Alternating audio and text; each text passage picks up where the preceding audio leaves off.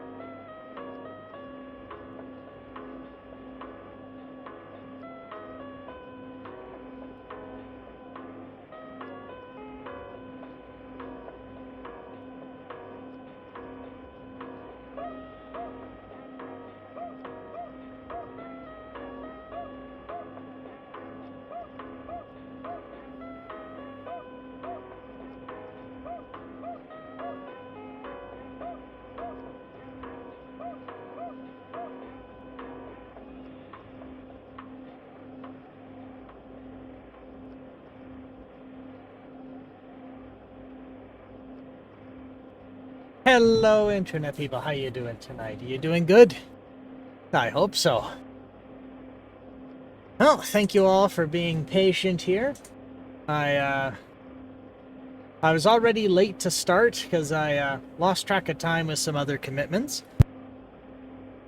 But then I had to get some last-minute hardware stuff straightened out. And you know what? I think we are now ready for games on the Commodore 64. Things are looking up here. Actually, I thought that this was going to be a lot more painful than it was, the Commodore 64, for this part of the challenge, because there was just so many. But it's actually plugging away pretty well. But I think enough waffling here. I'm never really good at these like pre-stream chatting things, so I think it's best that we just hop right into it here, and then we can get to chatting about things as honestly with the Commodore while things are loading, because there is a lot of time spent loading floppies. Alright, let's switch on over to the video feed. There it is. Very nice. Let me adjust my volume here. There we are. Alright, so let's see here. How am I doing? You know what? I think I'm doing pretty okay. I thought I'd be either a lot more tired or a lot more hungover from yesterday, but no, neither of those things happened. Went to a haunted house with some old friends I hadn't seen in a very long time. Or more accurately. They live in another town, so it's not very common. It's not very often that we get together to do anything. And I have this console on my TV. You have a Commodore 64 emulator on your television? That's really neat. Oh, let me get the music up here, because there's surprisingly little on here. Well, for these types of games anyway. One folly to this that I didn't think about, or rather, I learned about as we went on with this challenge. Western golf games have no music. But Japanese ones and some European ones do. I have like an old N64 console in my closet right now. A Nintendo 64, hey? You know what? That's one I need to play a little bit more. Once I had managed to get my own place, I realized that I can be that guy who chooses to just collect a whole bunch of shit. So I started getting old consoles I wanted, and I got them repaired till they ran, and got flash cartridges for them, and away I went. So this here, though, the Commodore 64, I've wanted one of these for a long time, primarily because they're an important part of computing history, and there are still people maintaining and developing the Commodore 64 home computer. Which is mind-blowing to me that they do that. Alright, so this here says handicap golf. I'm pretty sure I've played handicap golf already. Let me search, though. Handicap golf. Yes, I did. Yeah, actually, there's a few games that came out for the Commodore 64 this year. So we've played handicap golf already. We've played hole-in-one already. Did we play Jack Nicklaus Championship Golf? Or Jack Nicklaus? I think it's Jack Nicklaus.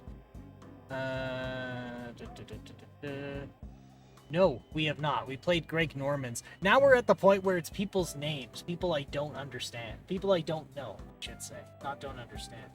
Jack Nicklaus Championship Golf.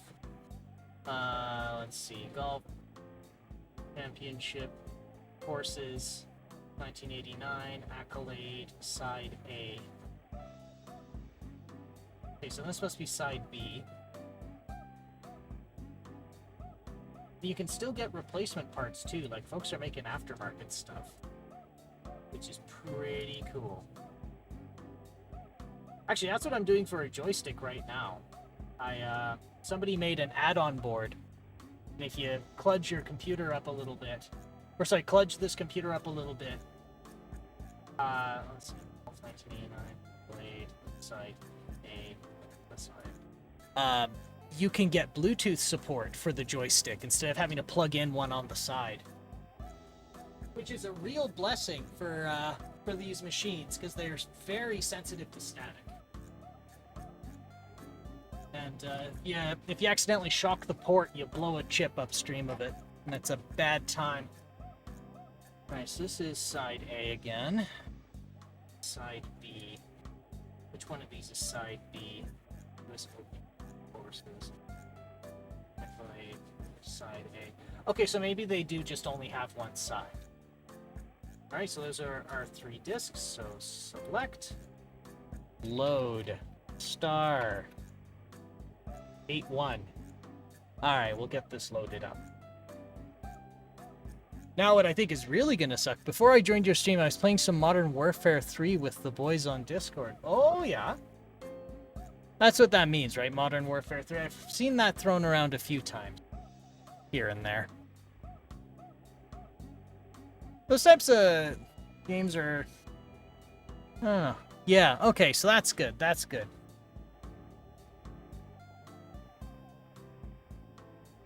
I'm glad you had fun with that. Some, I don't know, those types of, like, war simulators never really never really hooked, you know?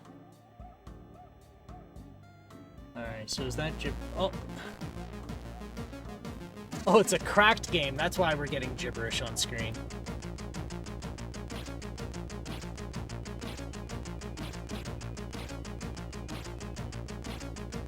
All this masturbatory shit to say that they cracked a golf game, which isn't really something I think many people would want to be, like, bragging about, but here we are. Imported by... that who?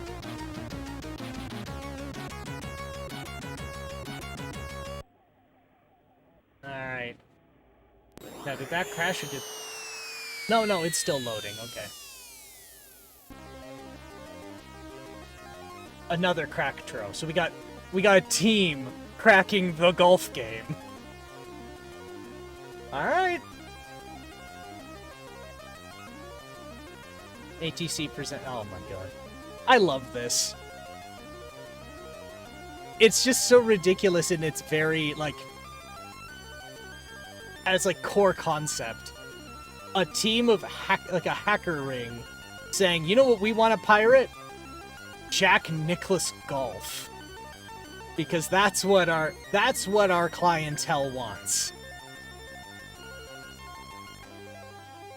I poke fun at it, but I mean, like, you gotta appreciate that in a way. What's really cool about these though is these they call them crack tros, like a little introduction they shimmy in between the actual intro to the game and the game itself. The amount of code, like the amount of space they have to just store this data to do this work is stupid small. So then there's a little mini competition they do where they try and find, or they try and outdo each other on what crazy shit they can do in the intro with, like, maybe, I don't know, not even a kilobyte of data. Sometimes it's 1 kilobyte. Sometimes it's less. There's, like, a whole subculture and subgenre related to this. And that's where we get the demo scene. I was about to say this is where we get the demo scene from, but what I mean to say is the demo scene and, like, hacking and cracking rings like these, they do have a lot of overlap. Jack Nicklaus's greatest 18 holes of major championship golf. So coveted, be pirated.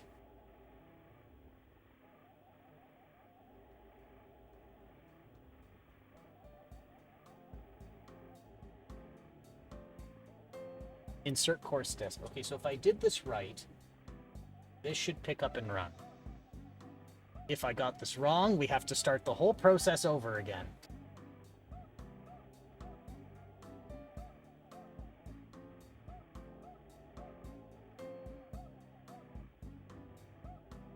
Alright. Oh, and the cat clock crashed. Excuse me.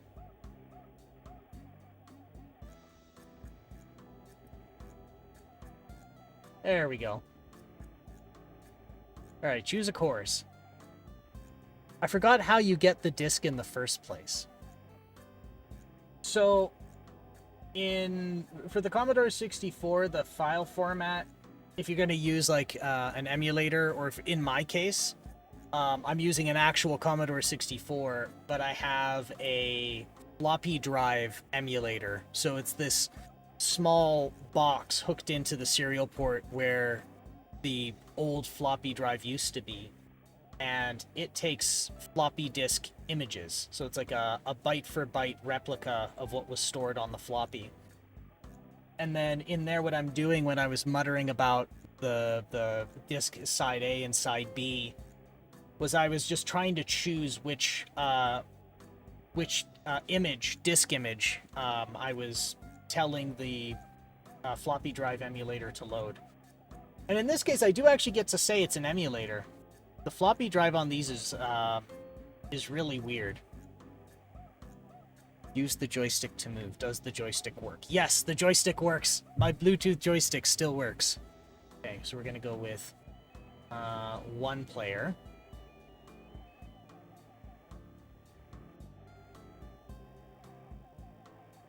So, the floppy drive on these is really weird. So, if you bought a Commodore 64, it didn't come with a floppy drive. You got a tape drive, but you never got a floppy drive. And there's no facilities on board to control a floppy, or to control a floppy drive at all. So what they elected to do was, actually I should focus on this a little bit more. My multitasking's really bad, excuse me. Name H-E-N-R-Y. Okay. T. Men's, that's fine. To next player, okay. Press F1 when done. F1. Same. I feel so vindicated that others struggle like I do. So, there are no facilities on board to control a floppy drive. So, what Commodore elected to do was put the floppy drive on a serial port, and then when you want to read or write data or open and close files that are stored on a floppy drive, it sends the command as raw text over serial, and there's a computer in the floppy drive, in the Commodore floppy drive. I think it's they call it the 1541, the Commodore 1541. That's the floppy drive. So there's a full-blown computer in the floppy drive that does all the heavy lifting.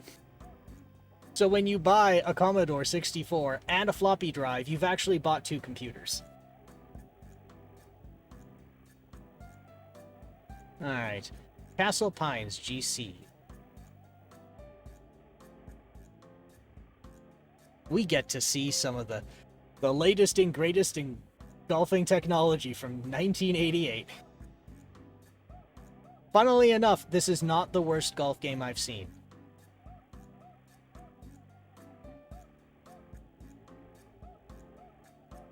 Oh, please don't shit the bed on me. Okay, good, it's not shitting the bed. Every time I stream at all, I don't read out loud. No, that's fine, that's fine. I find I do that, or else I end up losing track of the conversation. Or if more than one person hops in, that helps me with tracking who's speaking. Or if people are choosing to, like, I don't know, they lurk or have a window up on the other side, like off screen or something. Not off screen. If they want to do like second or third monitor, it sometimes helps them with what the conversation is. But I understand that sentiment too.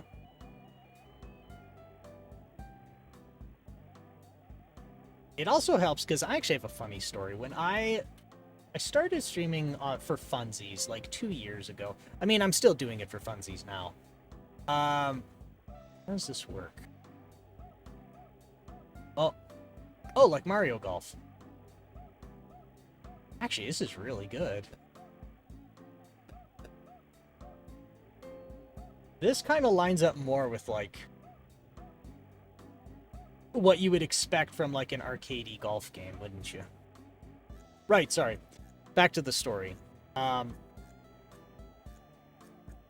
What happened was, it was, I believe it was Dwarf Fortress I was playing. And I was not paying attention to the chat window at all.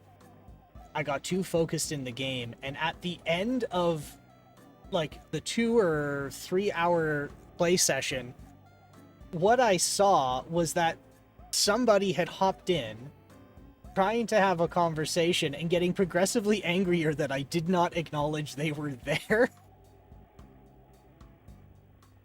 And then you can just see the point in the chat log where they just snap and leave. I'm like, oh. You know, maybe it would help if I focused a little more. Like, admittedly, I think at that point, don't mean to blame them for it or anything, but at some point, I think the fellow was just getting angry at himself or the situation rather than me. But, like, you know, I don't want people being upset with me, but you got to be patient when you're chatting to a streamer. Yes, because there's a very large delay. Streamer debuff is a thing because it doesn't look like it, and I don't know where it's all going, but my cognition's going somewhere. Large delay. Yeah, fairly large delay. I know you can adjust that a little bit. So like some have it quite large, like a minute. I think for me, I set it a little bit tighter because I think I can pull it off. A note from Jack. A perfect second shot carries water from the... Wait. Why didn't I get to putt?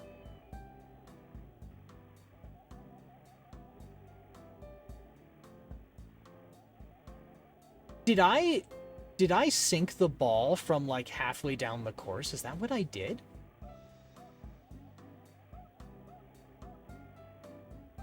I'm just going to write that off as a bug. We'll see in the scorecard later.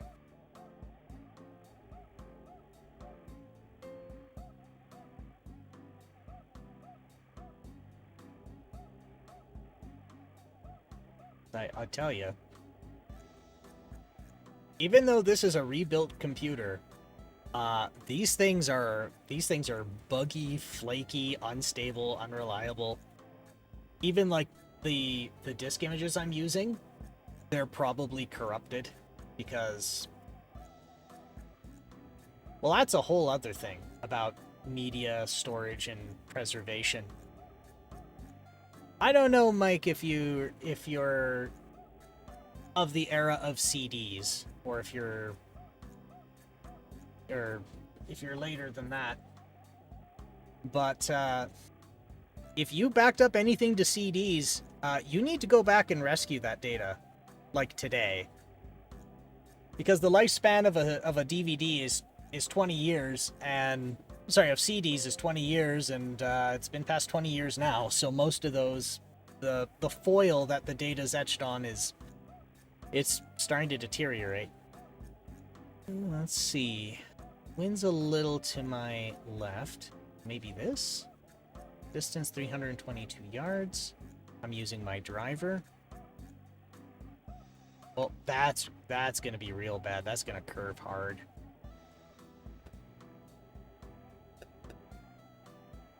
Yeah, there we go. 272 yards.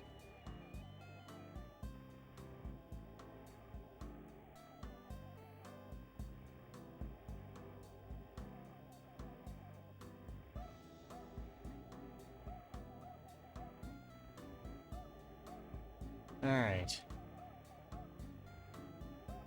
So pitch wedge goes 100 yards. I'm 63 yards away.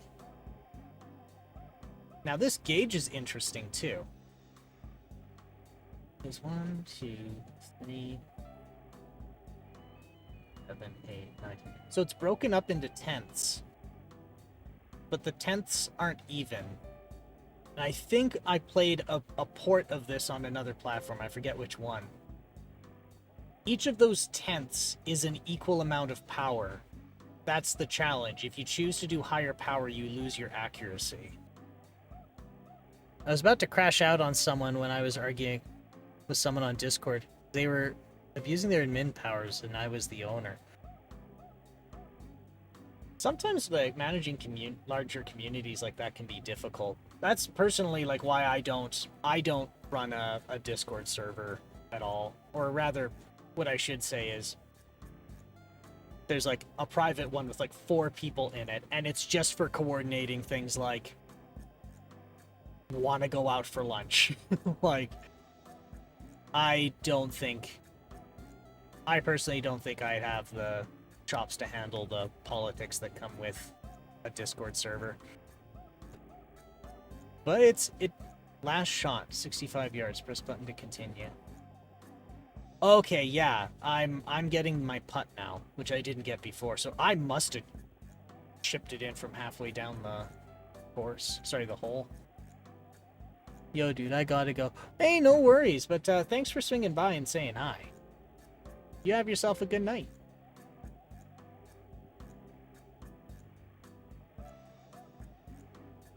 Have an amazing day, cuz. Oh, thanks, and you have yourself a good one too.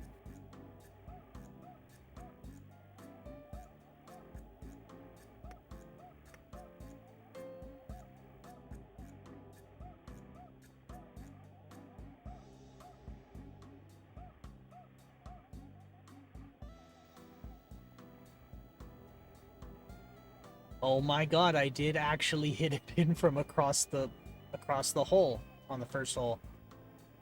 That sunk in 2 shots. That was a par 5. Damn. I didn't think I could do that.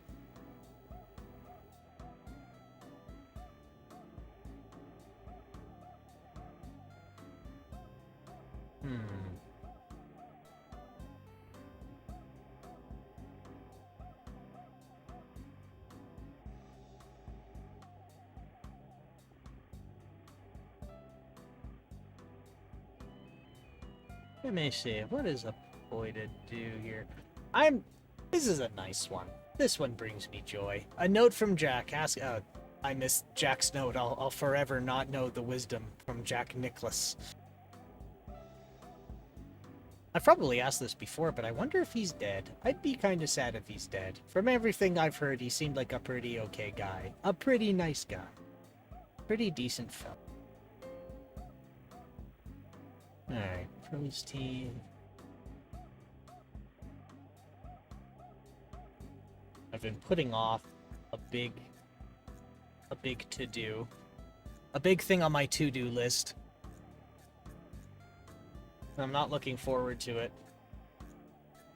I have to research air conditioners. I have to research air conditioners, and specifically... what is it here? I have to research makes, models, efficiencies, and methods of installation for a resident, for like a tenement. And I don't mean to say it disparagingly, but the management board I'm doing this for are I think the appropriate term is aesthetes. Like, it doesn't matter if it's the correct option. If it looks pretty, they'll just take it. Or they'll make decisions on press R to redo shot or D to drop the ball. So, like, if it's pretty, that's what they'll take. It's a little bit annoying. Then they'll make policies based on whether or not it looks good, and then not whether or not it causes like undue burden on people in the tenement.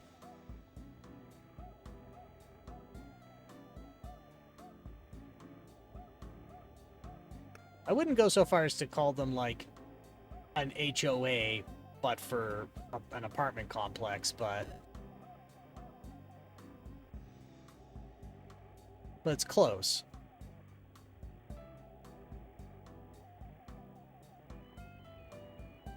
They were like trying to fine people for having Christmas lights up, but then they couldn't articulate what Christmas lights were, except for whether or not they were ugly. So it's like, what if the lights I hang up are white? Like white cable and white bulbs. Oh, well, that's fine. It's like, well, those are Christmas lights. They're just with a white cable and the bulbs are not colored. So are those porch lights? Okay, well, what's the difference between porch lights and Christmas lights? And it always came down to, if I think they're ugly, then they're Christmas lights, and then we find them. It's like, I don't like that very much.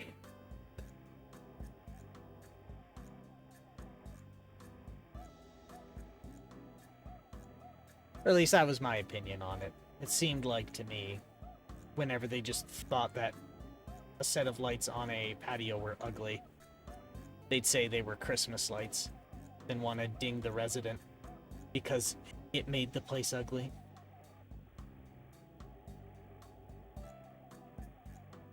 But what do I know?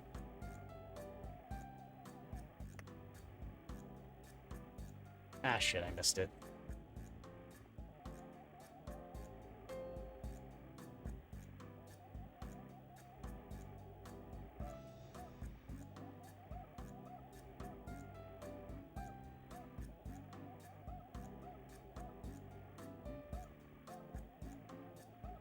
Alright. What is this? One foot. Okay. Boop, boop, boop. You're joking. Well, there goes my really cool first hole.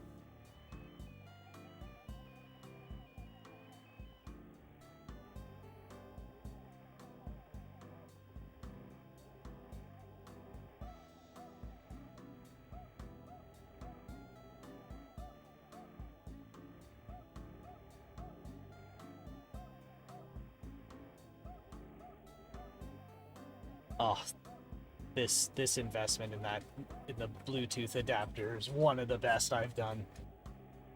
This makes me so goddamn happy.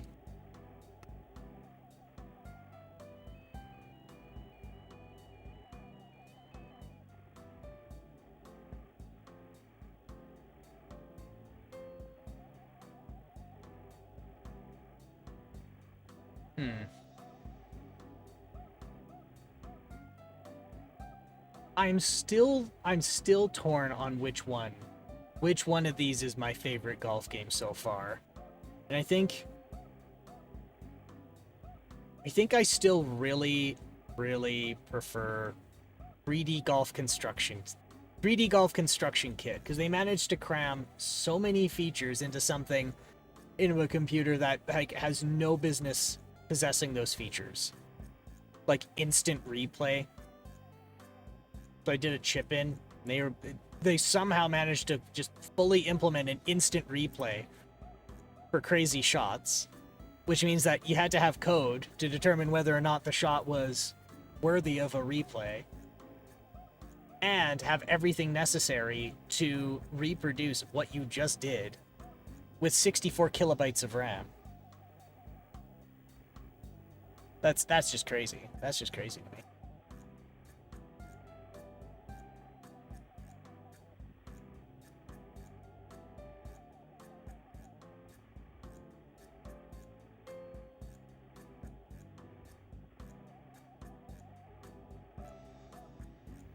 I think my tea should be ready. Yes. A nice orange pico.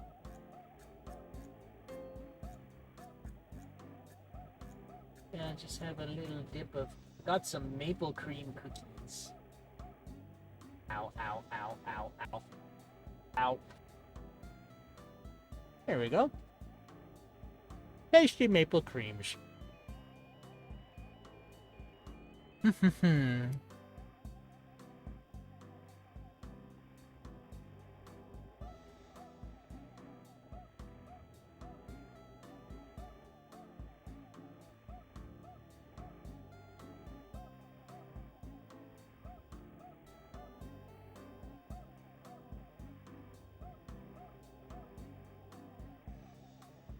Still drawing, hey? Alright. Distance 156 yards, 5 iron goes 173. Here. No, I goofed her. Hang on. I think I need to make an adjustment.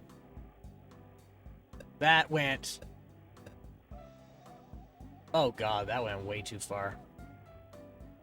Here's my lint. Where is my video capture device?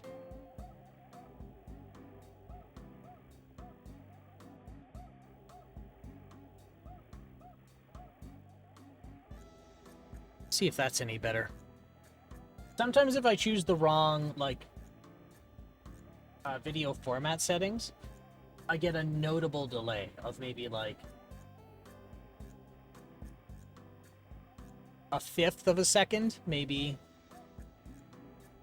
It's short, but it's still noticeable, especially with things that require precision.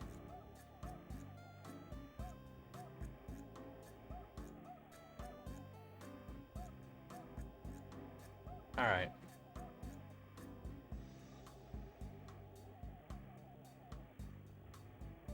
100 yards, divided into deciles, so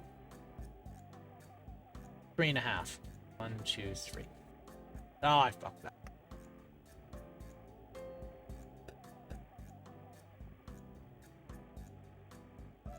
Oh, actually, you know, that did work in my favor, though. Pretty good nonetheless.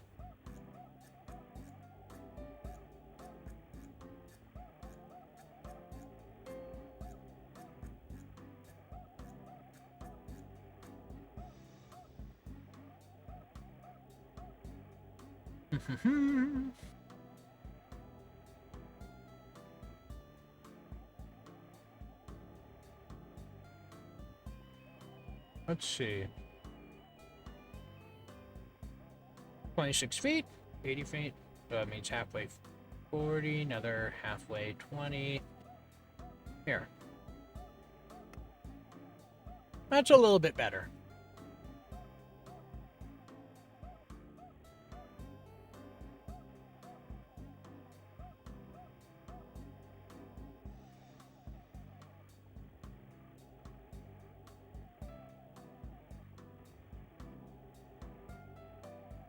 Alright, 8 feet, 80 feet, so this decile.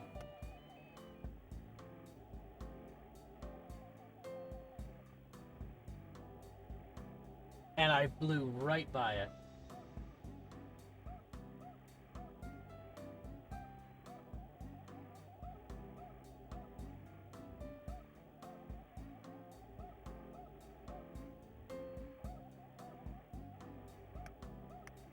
There.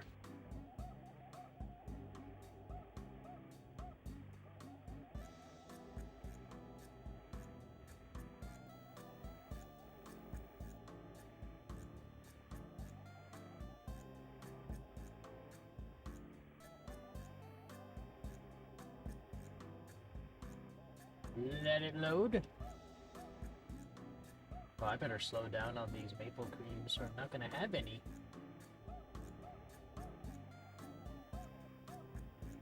The number 1 handicap hole. The sand, one of the chief challenges.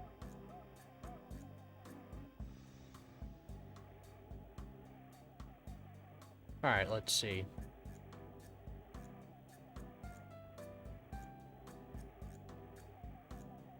Also, the flashing is the hole, not my tee-off area. I thought it looked a little weird.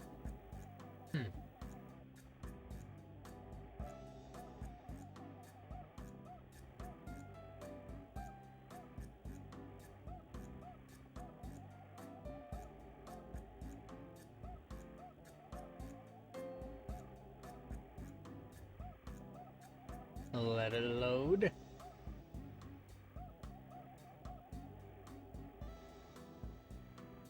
Let's see, driver 250 yards. This hole looks to be 400. So, I'm no mathematician, but I think we just need to give it a walloping.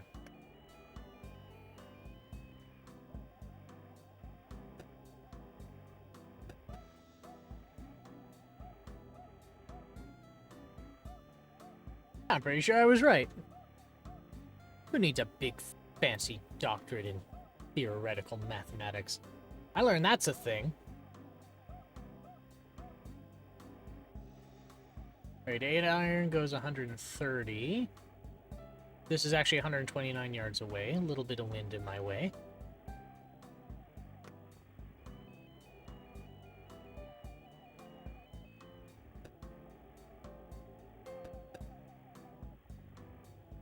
That did not go as far as I thought.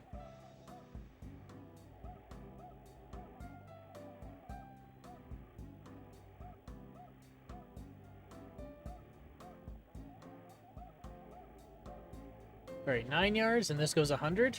Well, give it a little tight. A little tighter.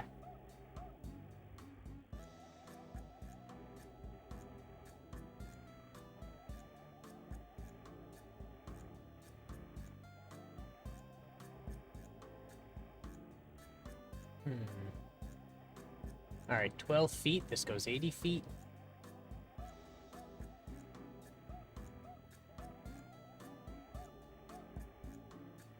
going to say 1.5 of these bars. And I missed the hole. Unbelievable.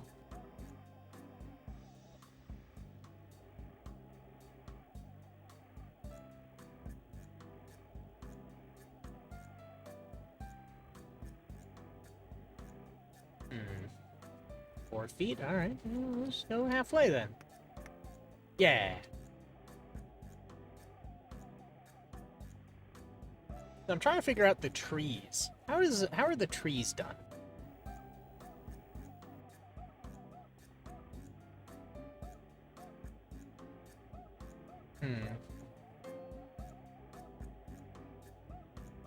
Longest drive and last drive are in yards. Closest to pin is...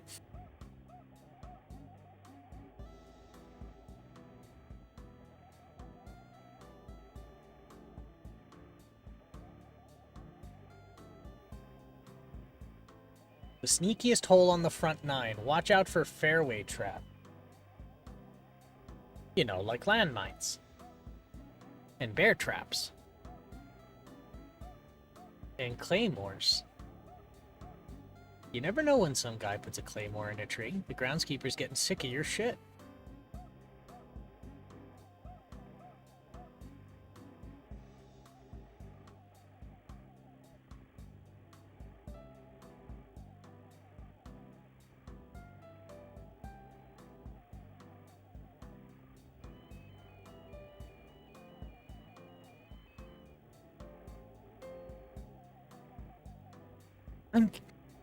Out of everything, I'm more curious about how it's drawing the trees. Because some of them, it looked like it was drawing from the top down, and the others, it looked like it was drawing from the bottom up.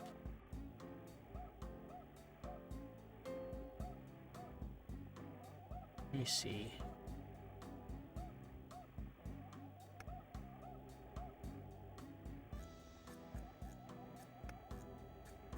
Nice shot. Press button to continue.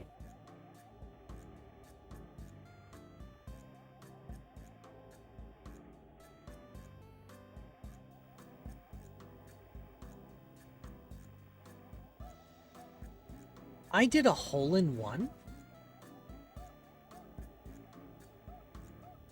No, that makes no sense.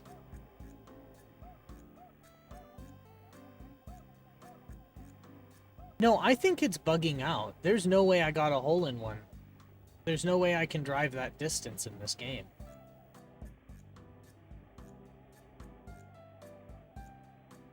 Yeah, longest drive, 272. Last drive, 4. Closest to pin, 8. Yeah, so it says I did a drive of 4 feet. Okay, so it's bugging out a little bit.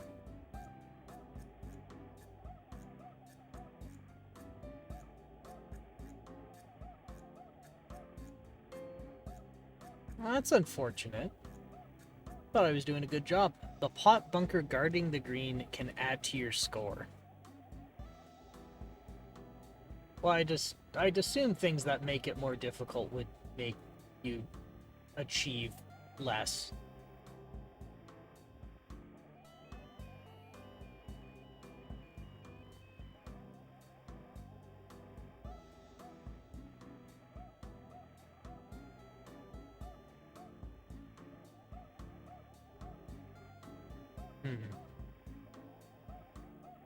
Alright. 118 yards to the hole. I have an 8-iron. I can go 130 yards. So...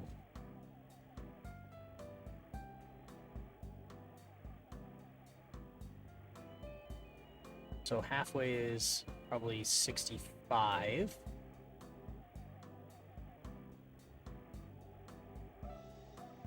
Wind's a little bit to the side, so let's do this. That's not going to do it. That's probably going in the water. 85 yards. Actually, you know what? Not terrible. I thought it would fall in the water.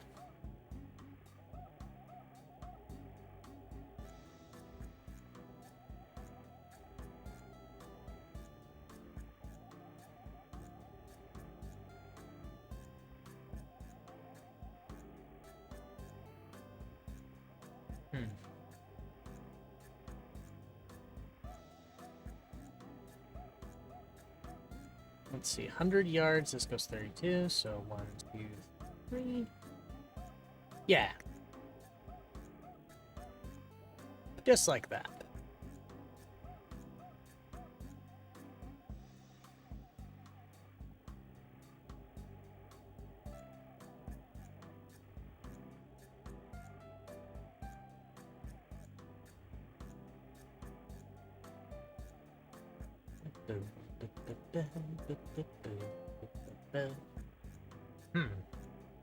So, I wonder how the course is rendered. I think what's kind of neat though is if this is done the way I think it is, you define, like, when you make the course, you probably have like an image. It's probably saved as like an image or maybe like an indexed bitmap or something. Well, an indexed bitmap is like a form of image. But then you just have one for rough, one for fairway, one for green, one for sand, and then wherever trees are. And if you have that image, then you can do drawing trickery to make it look 3D in the, like, when the person's actually playing on the course. That's my guess anyway.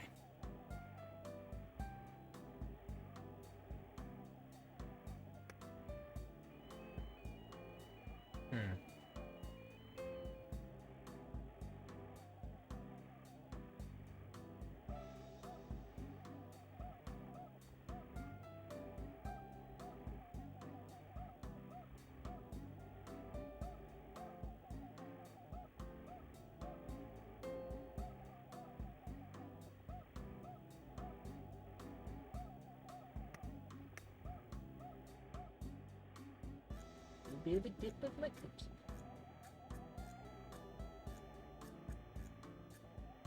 Oh, yes.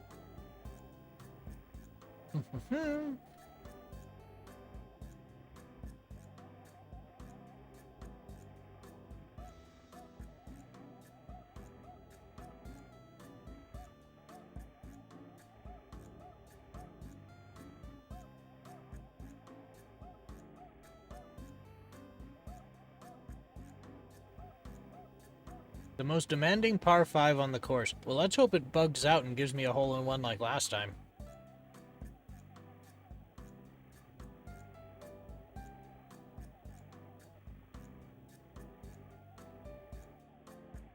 Because that was pretty cool.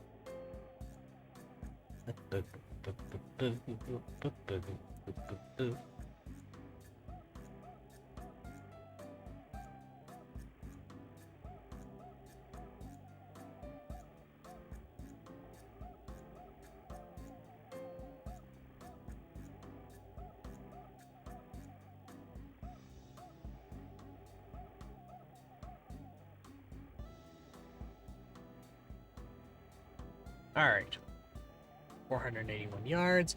Now I have to do this, or else I go straight into the rough. That chunky pseudo 3D. Hey, Sunfa, how you doing? I was just talking about that a few moments ago. Like, right now I'm choking on chunks of cookie. Because this is a port of Jack Nicklaus, not Jack Nicklaus, of Jack Nicklaus Golf for the Commodore now. Yeah, a port of Jack Nicklaus, and so how they're doing the drawing this go around is interesting. But you know what? This is a very competent port. Like, it's very playable.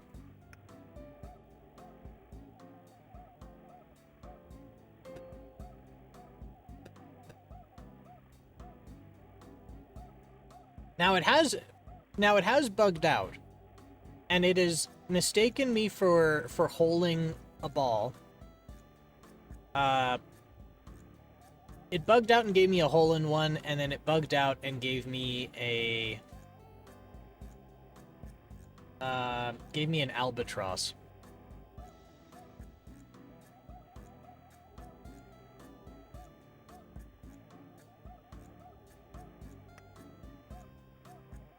That was probably a very bad call, but... Nice shot. Press button to continue.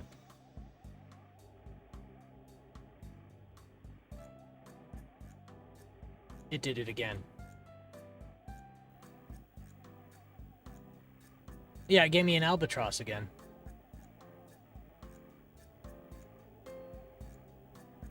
Because I do not believe for a second that I sunk that from where I was.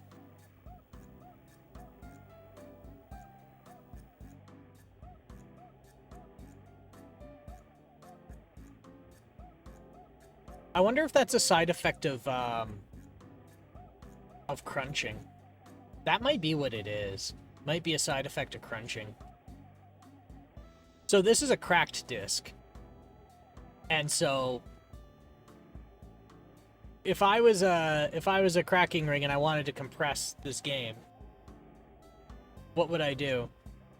And I think if you sink the ball, it also tells you nice shot. So maybe to save a little bit of space, they made it check for the phrase nice shot. So if I actually do something that says nice shot, it just says I sunk it anyway, maybe? I don't know. I'm just guessing at this point.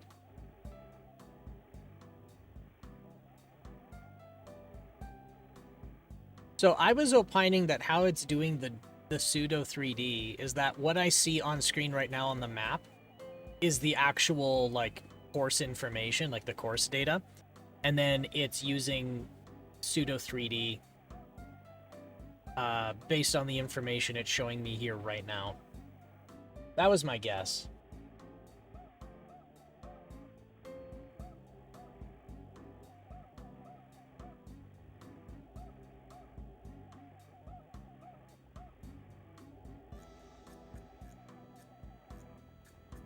La la la la la. La la la la. La la la la la. Alright, 374 yards. This goes 250. I bet you if I be a very, very brave, silly boy, I might be able to pull this off. Nope. Yes. 265 yards. Except it's in the rough.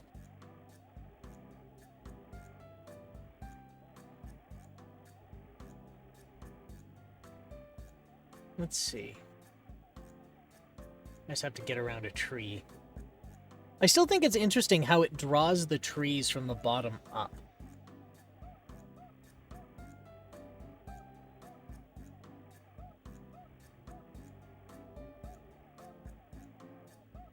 Like, I wonder... I don't think they're procedurally generated trees. I don't think that's the case.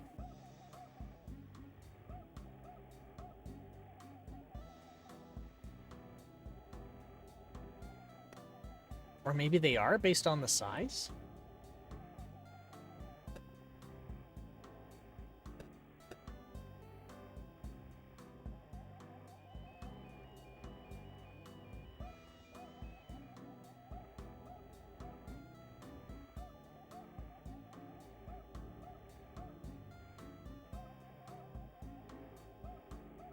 I must say, the act of drawing is painful.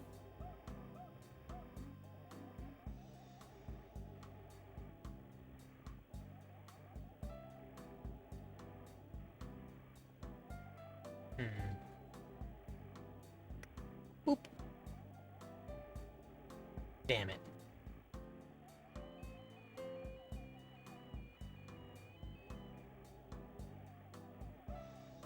Ah, yes.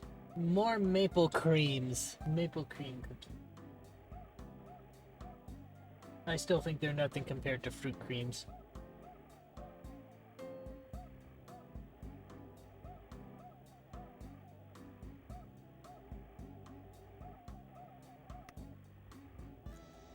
Oh, fuck.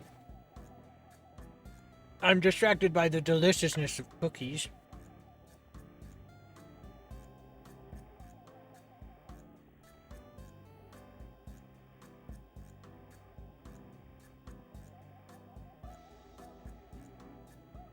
Alright, 1 foot. 1 foot, just 1 foot. Boop, boop, boop. There, nice shot.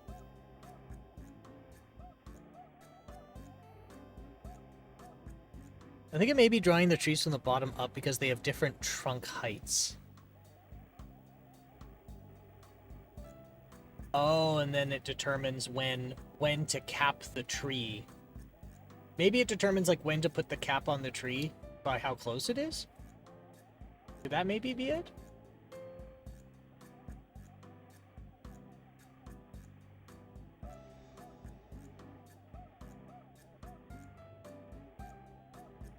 That would also explain maybe why different trees, like the trees look different.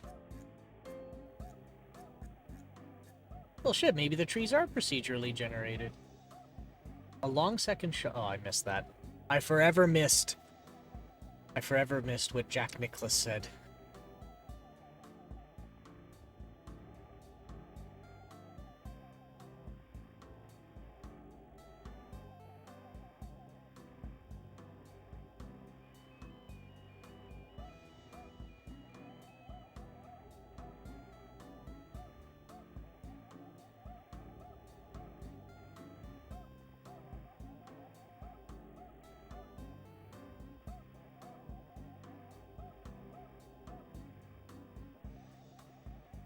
And... well, that curved a little too hard, didn't it? That's what I get when I play dangerous. But I got 300 yards with it, so I'm not too upset.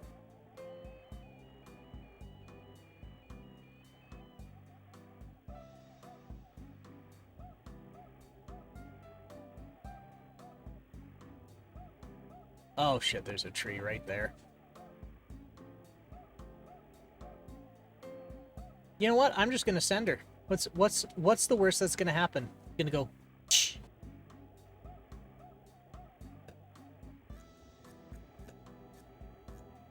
Oh shit! I just went over the tree. Thought I was gonna hit it.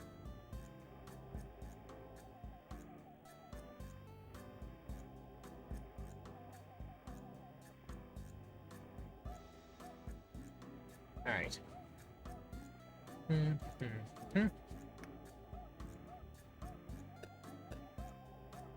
12 yards. And now I'm 1 foot away. I love this. This is just a stellar example of a game that has no business on this platform. Because it just can't do it. And then someone said, you know what, I'm going to make it do it. And then everyone goes, no, this is bad. This is terrible. And they go, no, this is awesome because they can't do it. And we did it. We made it happen. And I fucked up that putt.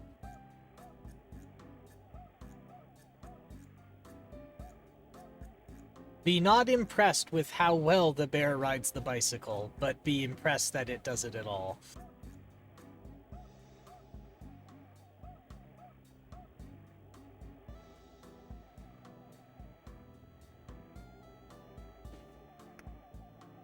Damn it! Son of a bitch. Oh boy, oh boy.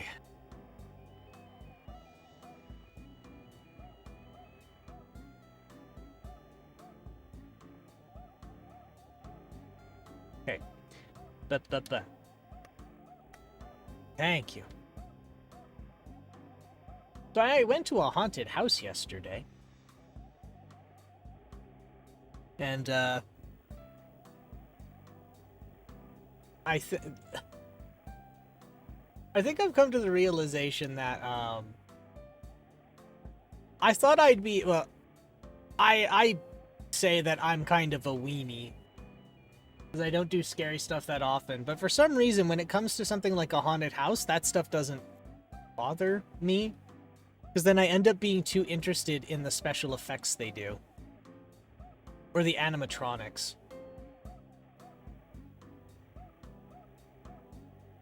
Note from Jack, watch the pin placement, a real key on this green.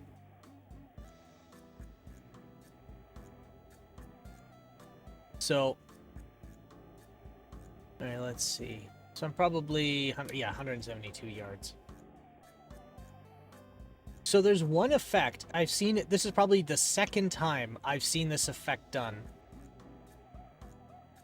But they give the illusion of being submerged in something by filling a room with smoke from a smoke machine, and then with a very special lens.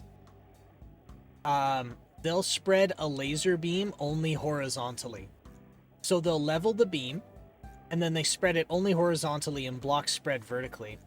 And if you do it right, what you'll see is this, it becomes opaque. But because it's done with the steam from a smoke machine, it's uneven, and so it kind of looks like it gives a rippling effect at the same time. And I've only ever seen it used twice. The first time I saw it, I can't remember what it was. I think it was like in an escape room or something. And then this time they used it to simulate you like trying to trudge through a swamp with an alligator in it. And I thought that was really neat. It was so neat, in fact, that I forgot that there was a person in an alligator outfit trying to scare people. To which I was then curtly told to hurry up because I was holding up the group behind. They did really good job on the animatronics, too. They had, my only criticism was they have this rule, which is that, like, actors and props don't touch you, so don't touch them. And then they didn't adjust some of the, like, distances and tolerances of the animatronics, and so once or twice I got bonked. One was they had a giant screaming beheaded hog's head fly at you, so its snout bumped me.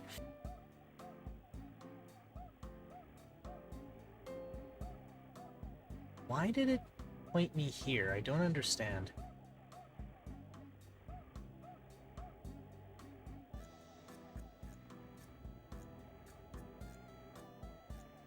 Where's the hole? Oh, there's the hole.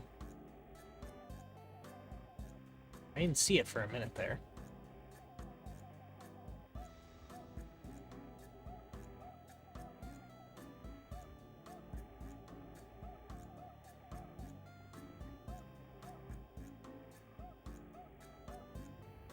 Alright, so probably here. Oh, that's way too hard. But if I get it right, it'll be fine. There we go.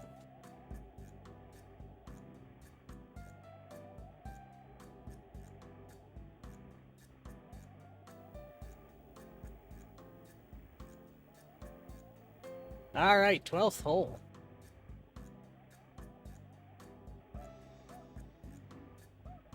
I really did enjoy, they had somebody there as well. So this haunted house I went to, it's actually like, it's a few things. So they have actors who go around and like try and spook bystanders. Some of the staff. So some of the staff act as staff. Some of the staff do staff roles, but also are actors.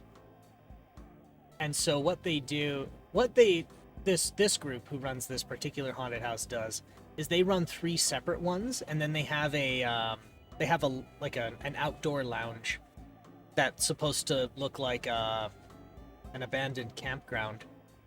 That's really nice because you can buy s'more kits and go to the bonfire in the middle and make some s'mores while a person runs around with no head,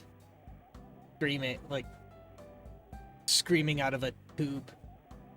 That's supposed to be where their throat is from their missing head with all the practical effects. It's fun.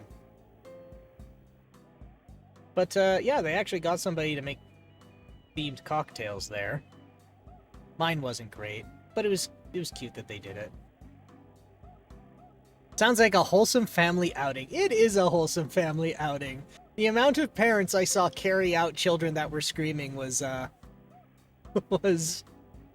it was not zero. It was not zero.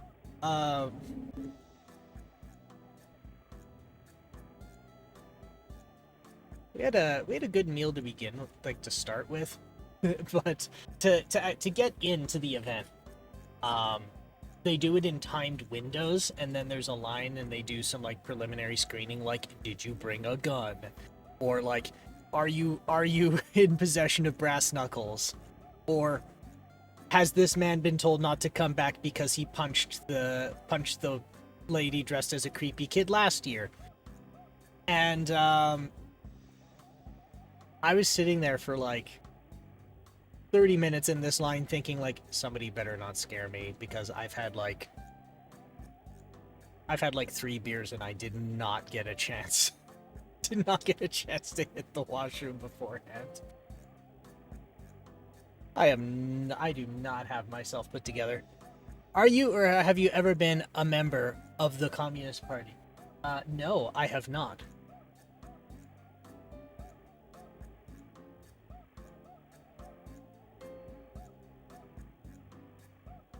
Personally, I find myself, I don't know if you're lining up a joke or something, but I heard their parties are kind of bland. No, it's a reference to the House Un-American Activities question. Oh, I don't. I haven't.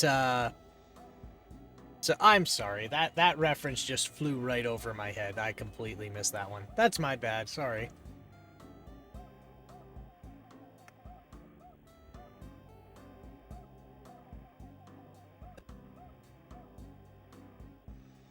McCarthy in the 50s. Well, you work in... Oh, right. McCarthyism. And the... What do they call it? There was a term for this. Where, like... They would just point at somebody and say communist, and then, depending on their questioning, you would always be labeled a traitor. So if you said no, then you were. If you said yes, then you were. I think it was something like that.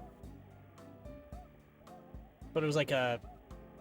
They had it set... Like, the way it was described to me, now that I'm getting my memory jogged from hearing the Red Scare in McCarthy, was that, yeah, they just set it up in out of bounds. Ah, shit. They would set up their questioning in such a way that no matter how you answered, you could just be labeled a traitor at the end, and then they could just do whatever they wanted to deal with you.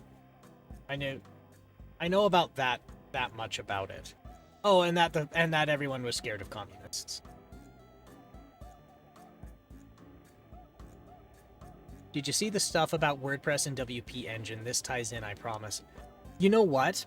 I caught little bits of it.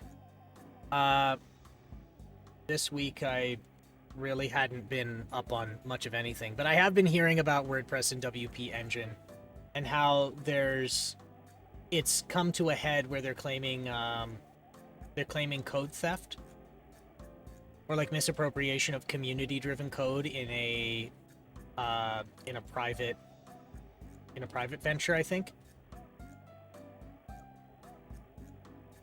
Am I right on that?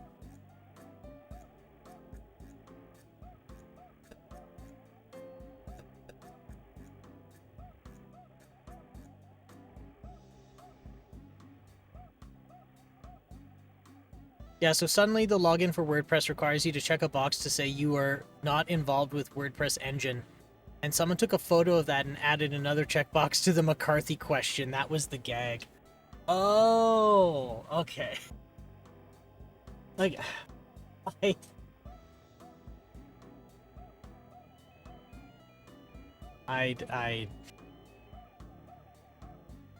think part of it is as well is I don't really worked a lot in web development, I'm sure it would make a little bit more sense. Or like I'd have paid closer attention if I had. But by the sounds of it is it's gonna get pretty ugly pretty quick. Or more succinct or more accurately, if people thought it was bad now, it's probably gonna get a lot worse in a moment. Or like in a few days. Because it really does sound like source code or like code theft.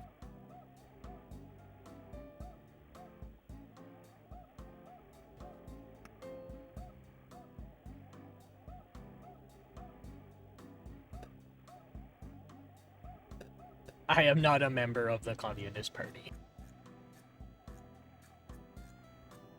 Oh, the Internet Archive had another breach. I read that this morning while waiting for my lunch.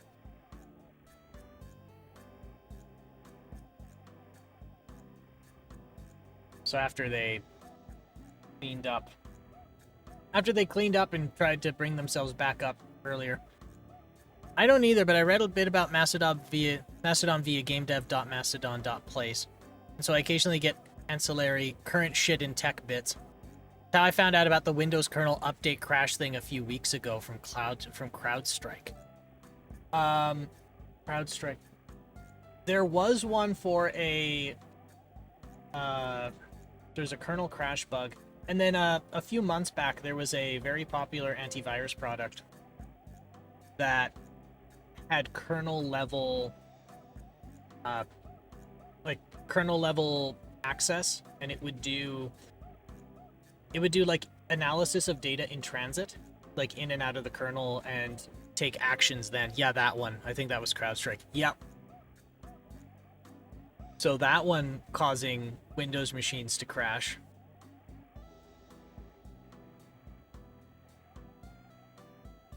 So there was what's the fella's name? There's a fella, Dave Plummer. He's a retired Windows developer.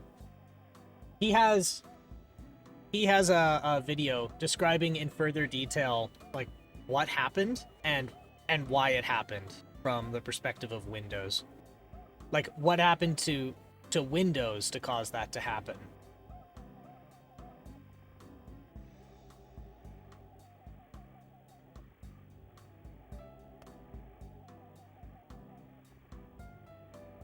So yeah, it's one of the times where I could say it's not Microsoft's fault this time. Which, it eats me up inside that I can't get another pot shot at Microsoft. I say kinda, sorta, not really joking.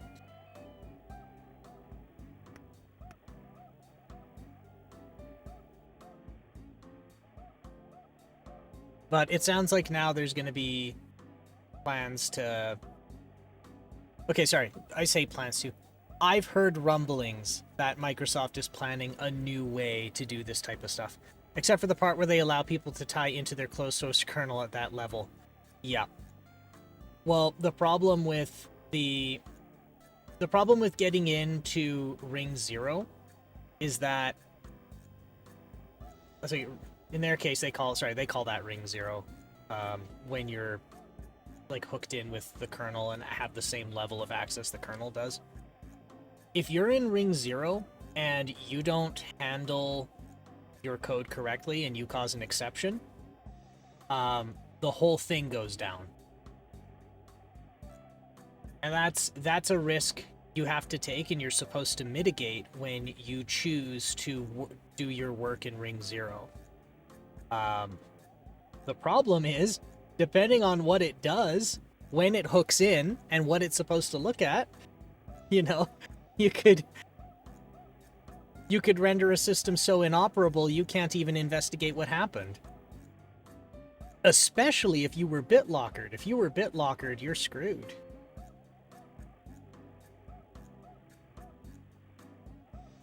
So,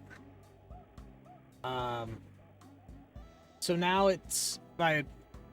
I've heard rumblings that Microsoft is looking at a new way of allowing this type of access while also giving their own their own form of like exception handling. So if you're a developer who needs kernel level access for something like antivirus, or you're like one of those developers for anti-cheat, which I already don't like that kernel level anti-cheat, but if you have it and your code screws up, it shouldn't destabilize your whole computer. That shouldn't have been a thing in the first place, in my opinion. But I don't know. I'm not an operating system developer. And yeah, you know what? If the code was open, it would probably make this stuff a little bit easier for people to write for anyway.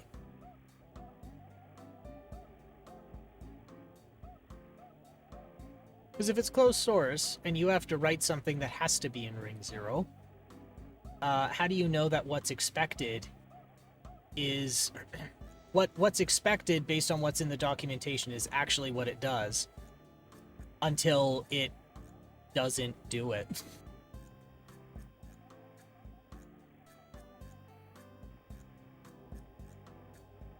It was funny. What was another fella I watched a while ago? It was Matt KC, I think. And there's like a copy of the source code from Windows 2000, I believe.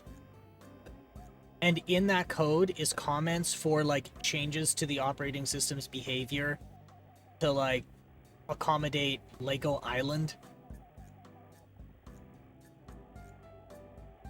So Microsoft is making alterations to how their operating system behaves just to accommodate like 1 or 2 common programs.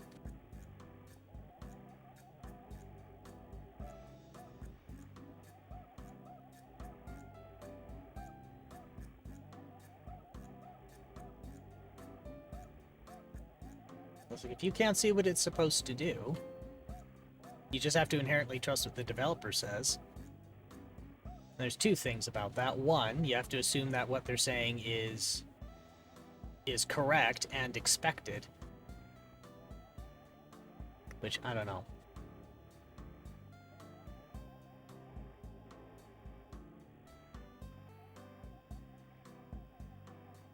I don't really think I'm in a position to say one way or the other, like, whether that's good or bad, but I personally don't know how I feel about that idea.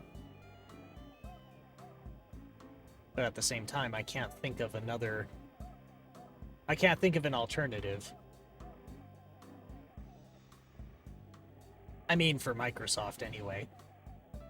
Except for making the kernel open. But would they ever do that? I don't know.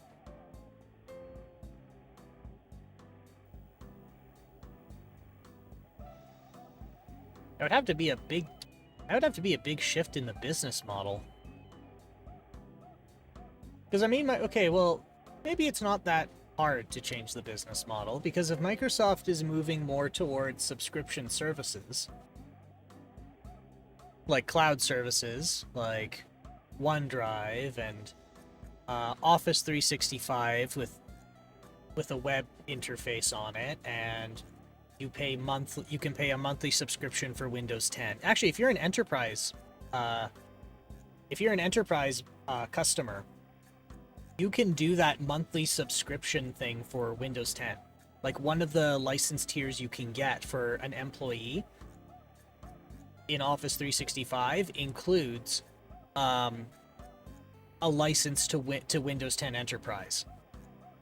So when you onboard an employee, you just add a license or just adjust your contract for like 1 or 2 additional seats for 2 new hires, and then everything they need to do their job is there.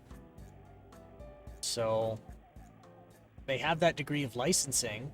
What is it you're paying for? And it's primarily, I think, access and perhaps like access and service. That's what I think.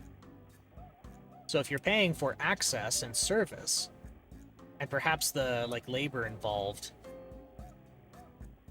do you really need to be closed source for that? I know a lot of Linux companies don't.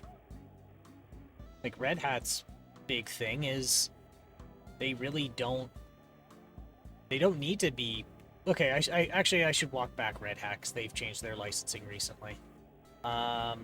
SUSE Enterprise.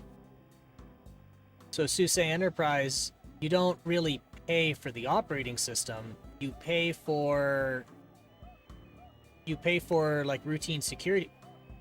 Nice shot. Yeah, it just gave me a hole-in-one again.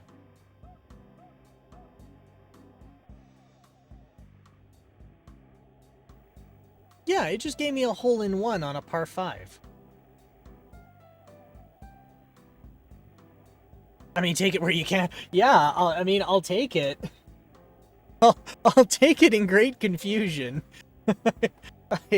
This is the best mistake I've ever had. That's where was I going with this? Oh yeah, SUSE. A hole one on par 5 is pretty wild. That's some Wheaties eater shit right there.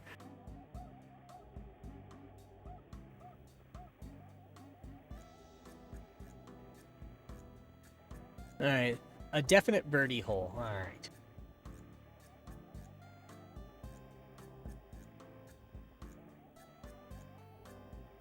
Alright, I can do a straight shot, I think. So yeah, if we think about... yeah, SUSE, sorry. So with SUSE, you can just have a copy of SUSE right now. They'll just let you have it. Because it's not so much the product, it's the access to services around it that are valuable. And it doesn't mean that you're incapable of doing it either. It's that having a team of experts who do this all day, every day, and have all of the tools, utilities, and resources at their disposal to do this work for you is usually a better deal for everyone around than it is for you to try and home roll the whole thing on your own.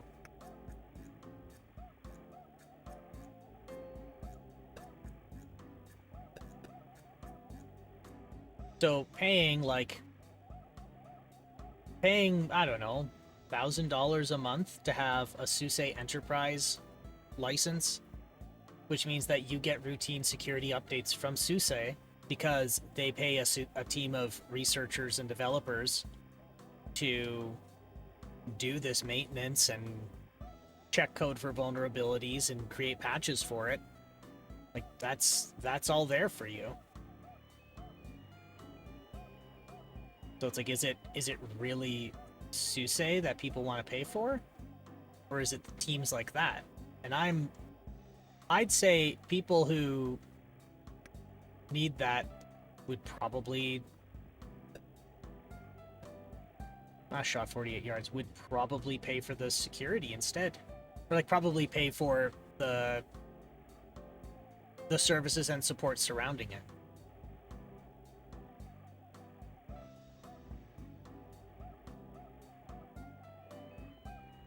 So if Microsoft wants to move to subscription services that are all online, do you really need things like your kernel to be closed source? Because like, what would you... come on, brain, catch up, brain. You've done thinking before. I believe in you. Like, I've seen how far Microsoft goes with their tenants. So like the Meta account, the account that Microsoft holds that you as an organization make accounts under for your organization. If you choose, as a Canadian company, if you elect to not keep your data within Canadian data centers, the way it was described to me was that your tenant is chopped in, the data for your tenant is chopped into quarters, and then each 2 of your quarters are duplicated within one data center, and then another 2 are duplicated in another data center, as like a form of redundancy and resiliency, so that if there's a catastrophe in one data center, you don't lose your tenant. And then that is replicated across multiple other data centers, so that if there was an incident in one country, you wouldn't lose access to your tenant. You'd lose maybe some performance, but that's about it. So it's like, again, at this point, you're not paying for the product, you're paying for that level of service and access. So why would you need to operate closed source?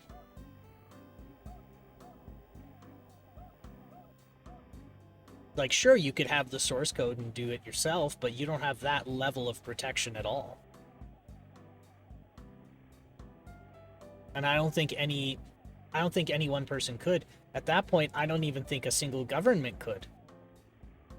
Hell, I know some like, there are telecoms, actually, we have 3 telecoms in Canada, and I know at least one has made bunkers to put like a very like stripped down emergency co-location in for just essential services, and even that's not as robust. So I'd dare say that a subscription fee would be justified, because of, you know, the amount of labor that's put in. But then, yeah, circles back to the original question: why would you need to close source then? Because it's obvious at that point that's not where you're getting your money from.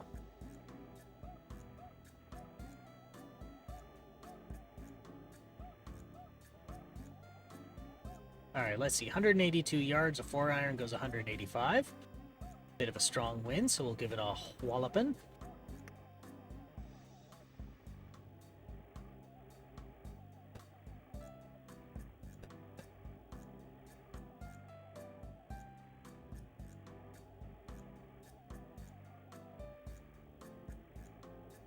But what do I know? I'm just a nerd on the internet.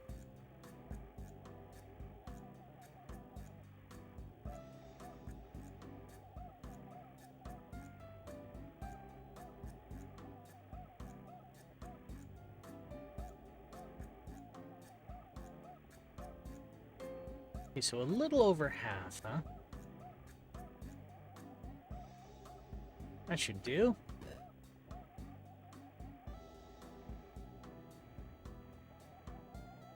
What?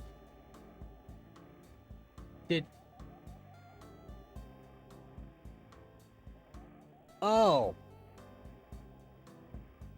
I put into a bunker. Son of a bitch. Okay, so I had put into a bunker, but the resolution is so low I didn't notice it. That's what happened there.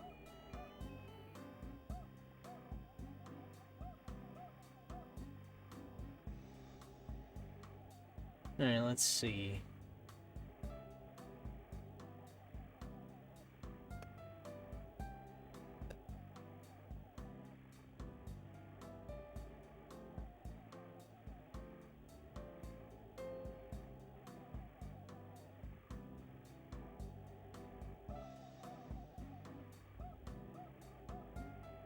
Alright, let's give it a putt.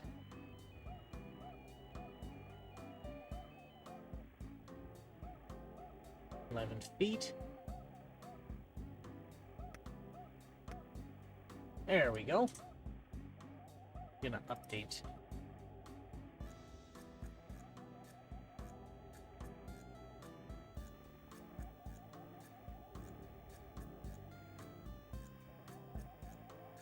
Alright, 2 more. Longest drive and last driver in yards, closest to pin is feet.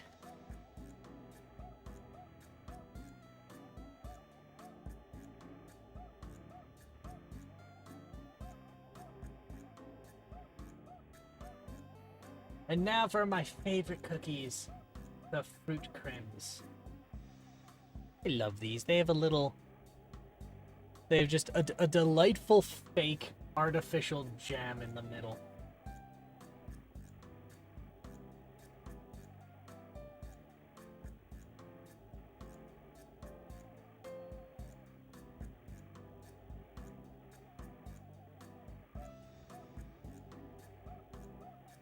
Oh, this is a hell of a drive.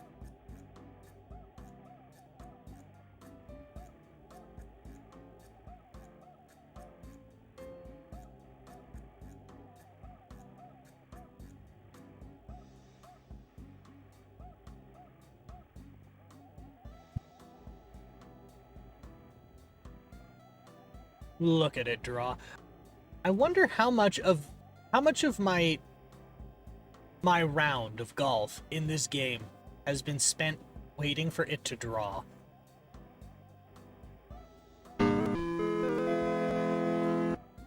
Well, thank you for the follow, Fusion Strike System. Thank you for enabling my bad life choices. I have to adjust the volume a little bit. That's a bit loud. How you doing tonight? You doing good? I hope so. I did it again. I did it again. It gave me a hole-in-one for that. It bugged out. So I did not shoot that 500 yards. Holy shit.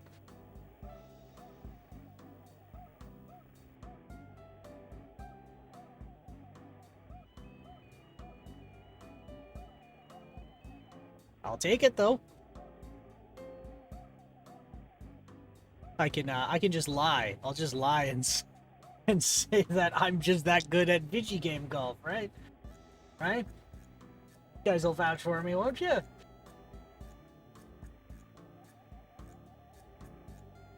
Actually, I know I won't put you on the spotlight.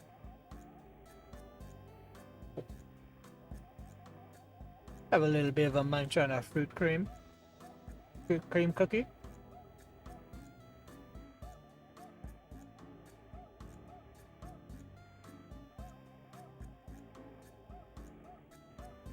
I think this is one of my my greatest disservices I've done to myself is learning what these cookies are called, because now it's so easy to go procure them.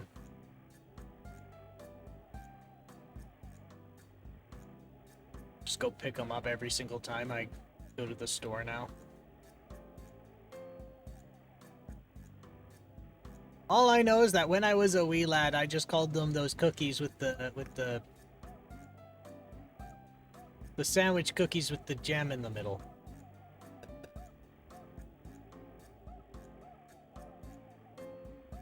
And everybody knew what that meant, except me. But no, Peak Friends Fruit Creams.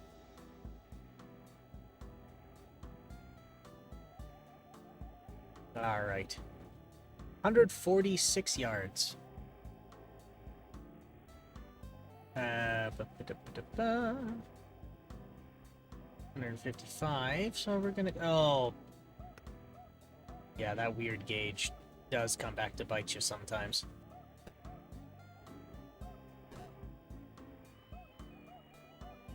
That sounded like a bunker.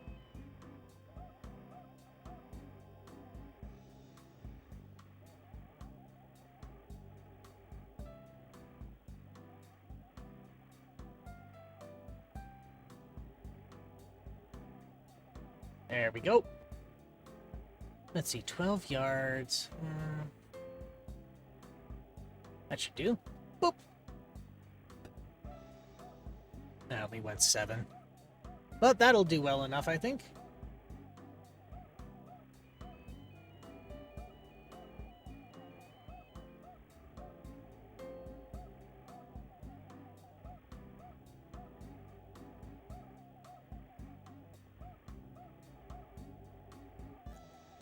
Give it a little bop. Just a little boop. Just a little boop and bop. Wait, 14 feet, huh? Alright. We're gonna pull her back and... No, actually, no, we're not gonna pull her back and let her fly. We're just gonna give a little tiny tap. Just a little tiny tap. That's too hard. And I missed. Amazing. Amazing. But you know what? With 3 erroneous hole-in-ones, I'll take it. I'm still ahead.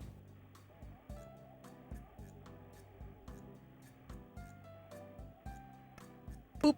Yeah, we did it.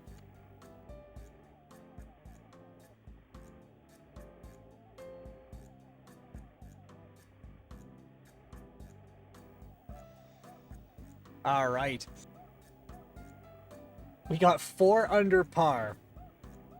Thanks to bugs in this game. And I want to take a screenshot. Print screen. Rectangular region.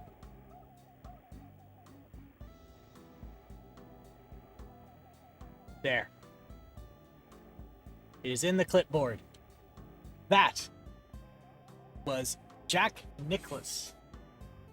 It's something really, really, really long. A really, really long name. Something like, I think it's like Jack Nicklaus 18 greatest holes of all golf time something. Okay, 5 quit. Big game? Yes. Play again? No. Oh boy. Okay, good. We fell back in. Alright. We are now going to... Ow. Oh boy. Oh.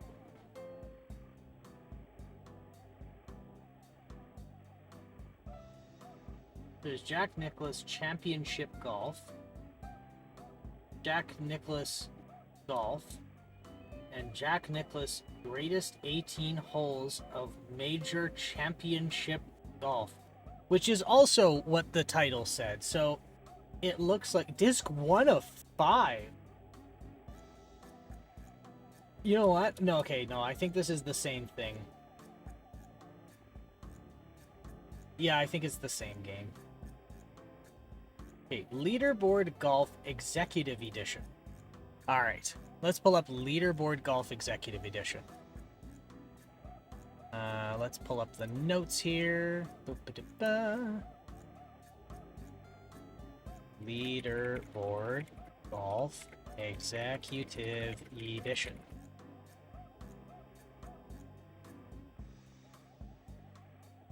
How many discs of this are there? Leaderboard Golf Tournament 1986. Okay, so that's a different one. So what's Executive Edition? 1986. Okay, so there's multiple editions of Leaderboard. Well, I hope I didn't bugger up this disk drive emulator.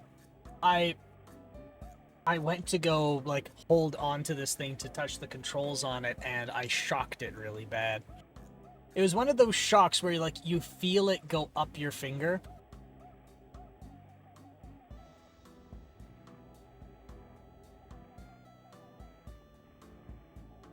Where it's not just like a little, it's not like a little nip at the end of your fingertip, no.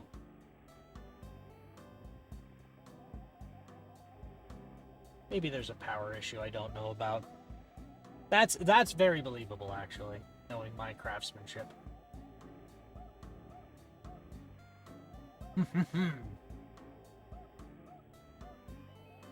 And now I will have a placative fruit cream cookie to placate myself from the pain I've been through. Oh, how hard done by I am. Oh, oh, oh.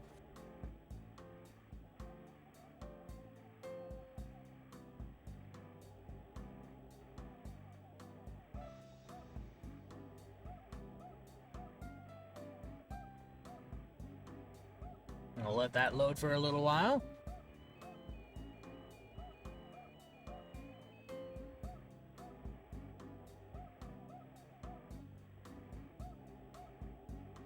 Still loading.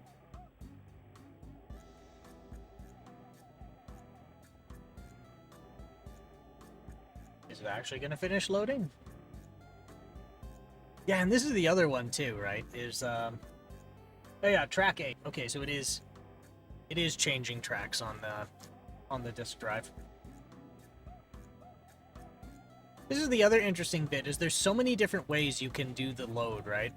So some developers do that it's strange when you have to load the whole program in whole hog. And so some will just, when you call for a load, it loads a loader. And then when you hit run, the loader then finishes loading the program and tells you it's loading it. Some don't do that at all. Some just like load the whole program or as much into memory as possible.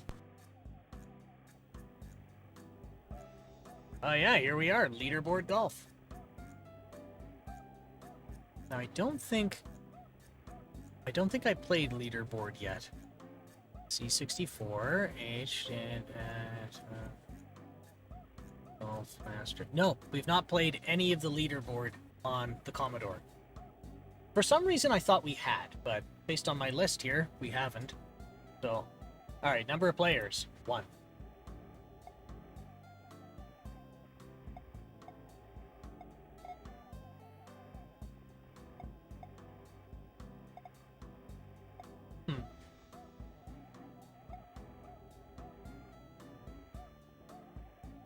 Amateur. 18 holes.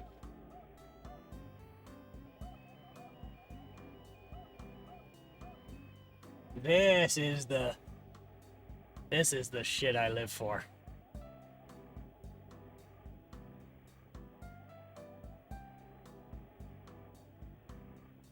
Okay.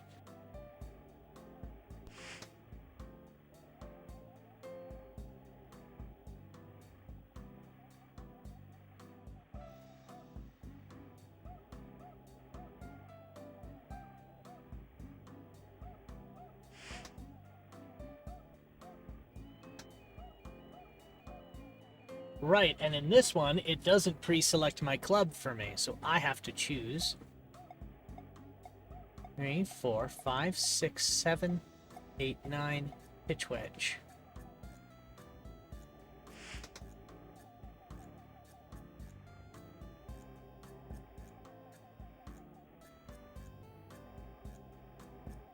Pitch wedge, yards, 29.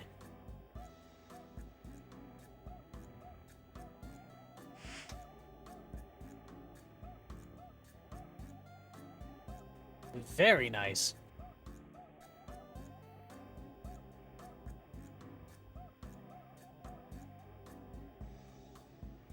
Alright, putt 38. So it's 38 feet away, but I don't know how far my putter actually, putts. We're gonna go this hard. Oh!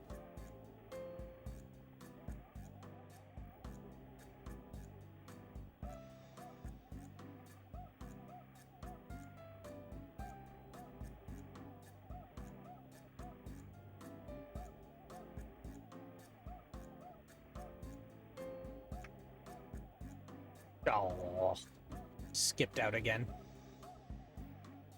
I'll figure this out someday. Sometime. Somehow. And now it didn't go at all.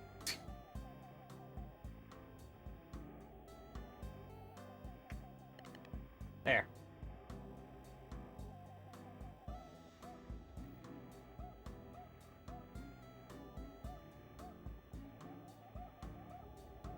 Well, that's all sand, so I probably want to go this way.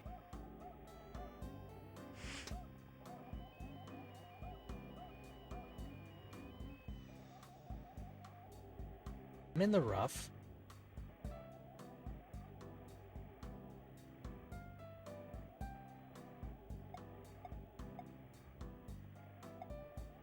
Three iron. That's what we'll use.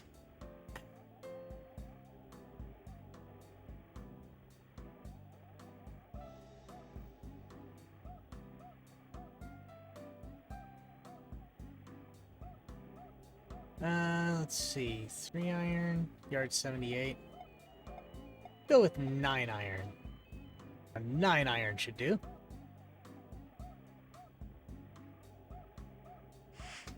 Oh, yuck, that's gonna bend really bad.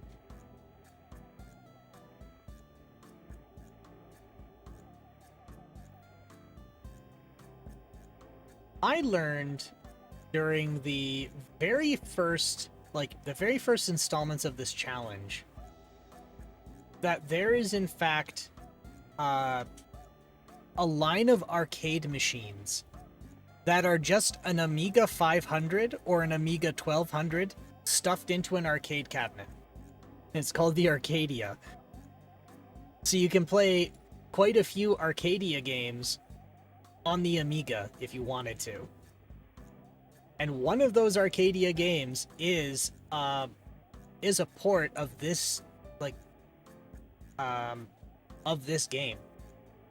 Of this golf game. This game of golf. This golf game. Oh, that's a hell of a bend. Sorry, they call that a break, don't they?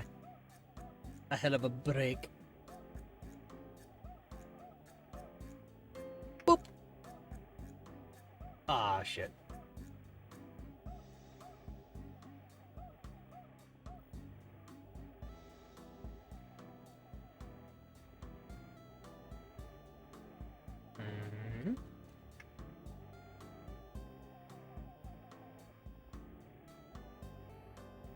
I kind of like how they coded the, like, ball skipping out of the hole. So if you do it near the edge, it kind of slingshots the ball out.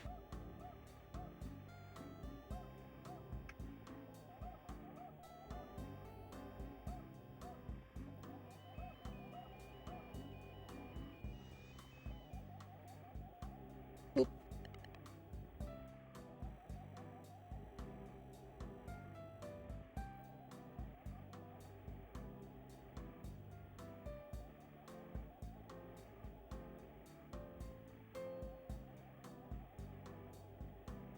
Alright, 315 yards away, hey? Uh-oh. Did I OB? No, I didn't. Go with a 5-iron.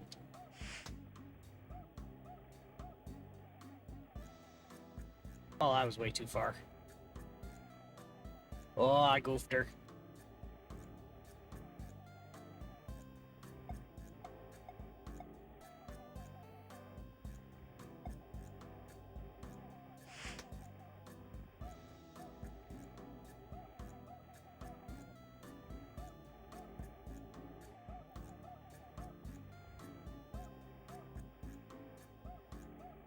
Alright. There.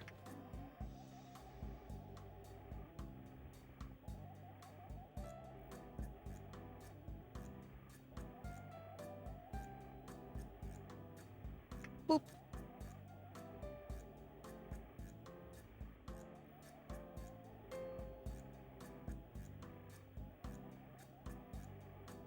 And just tiny tap. Okay, just 2 tiny taps. Just 2 tiny taps. Tiny taps.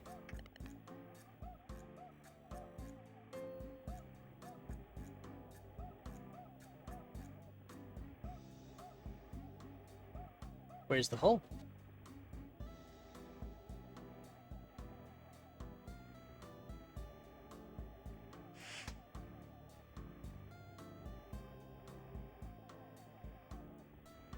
I don't know what I did there.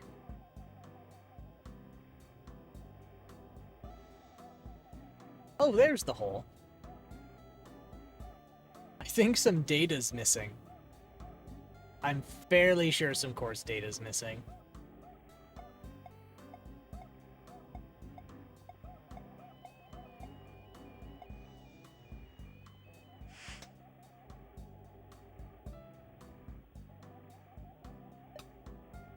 Oh!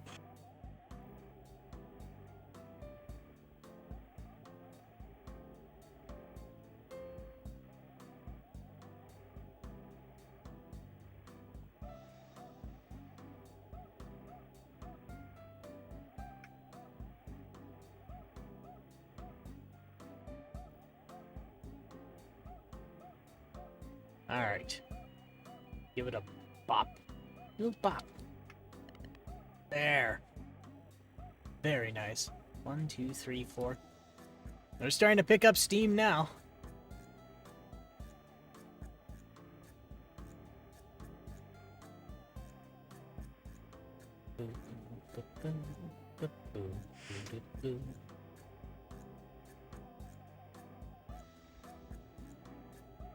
Did I bounce out of the bunker?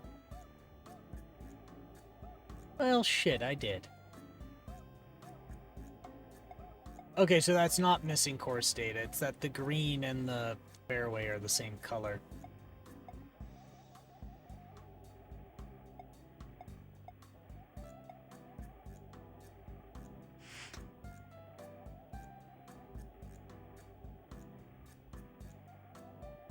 Ooh, I goofed that one.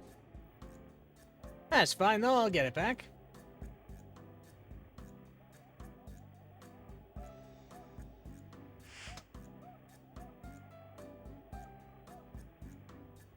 Good shit.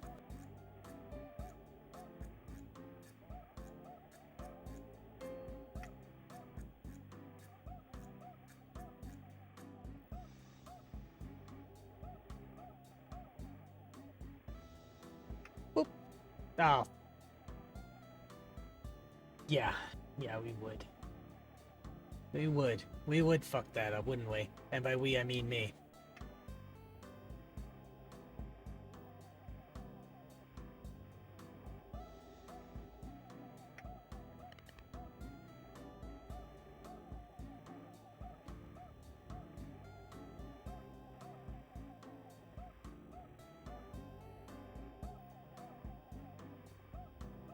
Better drink this tea before it gets cold. Not fit for Dunkin' cookies.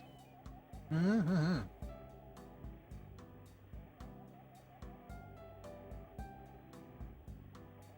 You know, I screwed up for about a month straight. I made a tremendous goof... not tremendous. I made a goof up. And I had no idea until, like... Until I started looking at the wrong, not looking at the wrong thing. By shit dumb luck, I stumbled upon it. So here's the problem. I was progressively, for like a month, getting like less and less sleep, despite going to bed at the exact same time. And I had no idea what was happening. I just thought maybe... I'd resigned myself to the fact it's like, okay, well, maybe I just don't need sleep. Maybe my body's telling me I don't need sleep. No. It was that every night before bed, I'd have either a cup of tea, a mug of tea, or a pot of tea. And I ordered caffeine-free orange pico. Well, a few weeks ago, I went to look at the box, and despite my receipt saying caffeine-free, what was delivered was just fully caffeinated stuff. So I was downing an entire pot of a black tea before bed and then going, why can't I not sleep? And then doing this consistently for like a month. Until I looked at the box and went, well, fuck, I'm just an idiot.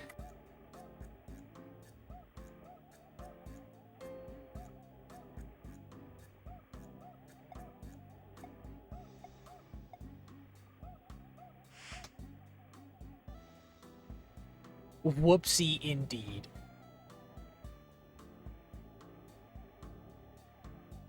I assert that despite my level of education, I am, in fact, moderately stupid, and I come to accept that.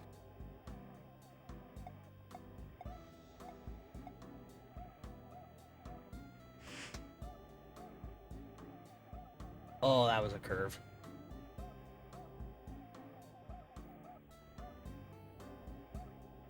But at least I know caffeine is still effective.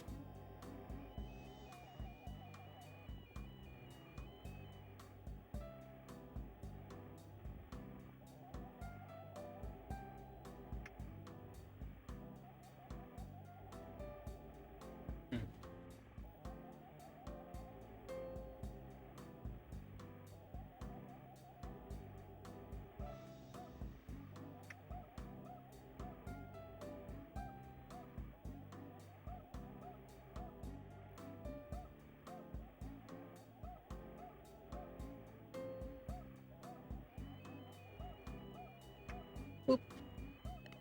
Yeah. But now I do have a pot of caffeine-free orange pico.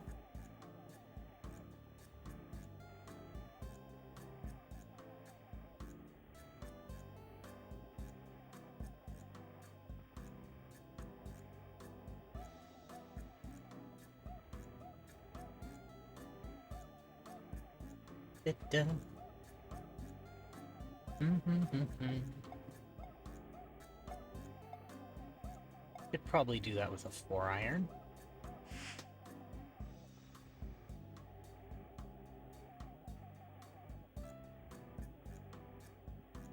Should have done a 5-iron.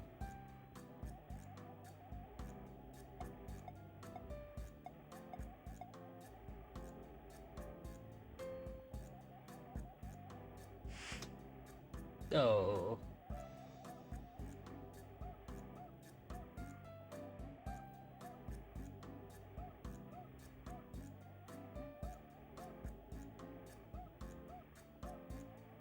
Let me see. Okay, so it's a very light break. This should do. He said lyingly, like a liar.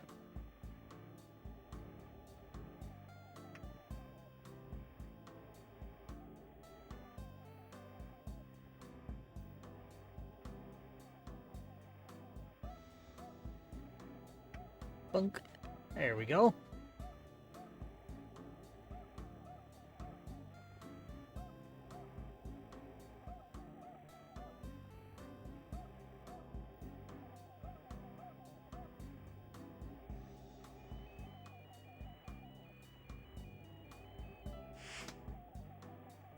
Oh no. Please.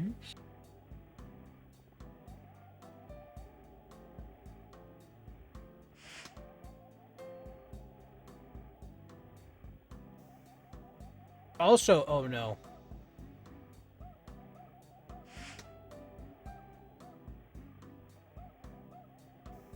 Boy, this is not forgiving.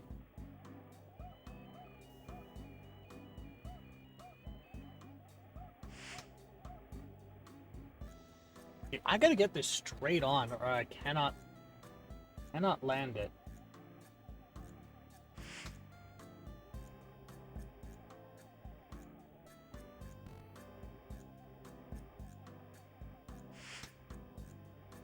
Not even close.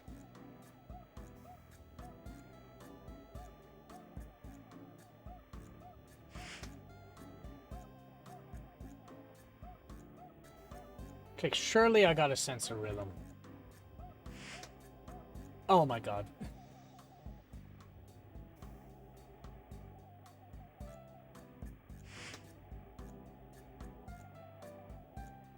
Okay, I'm starting to learn that I could never play the drums.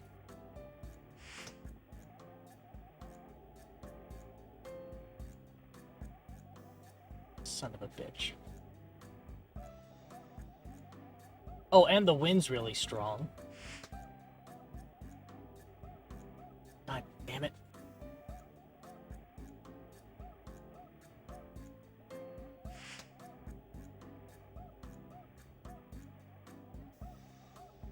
Boy.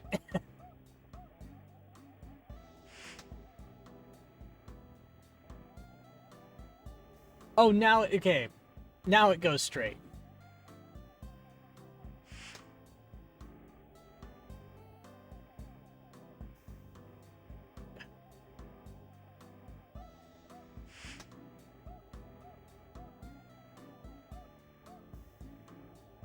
Observe the riveting rip your face off golf action. Wow. He got it into the water again. Amazing. Okay. Obviously I can't get it right on that mark. So I'm going to pull a little to the right. And then shoot a little early. Oh.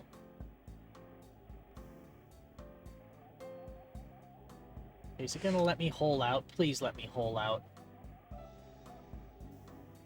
Oh, sorry, stroke out. Please, for the love of God, let me stroke out. I think my great-uncle Louis said the same thing.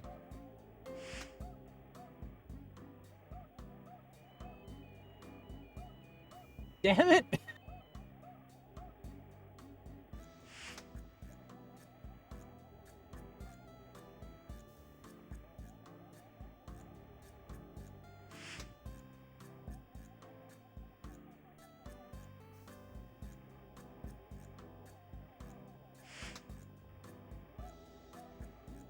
Okay. Plan B. Tiny tap.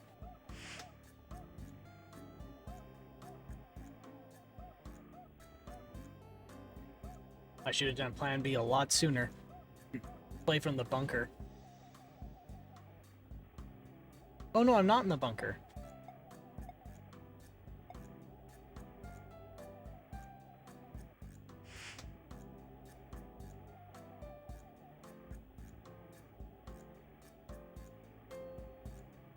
God damn it. Why is plan B always the better plan?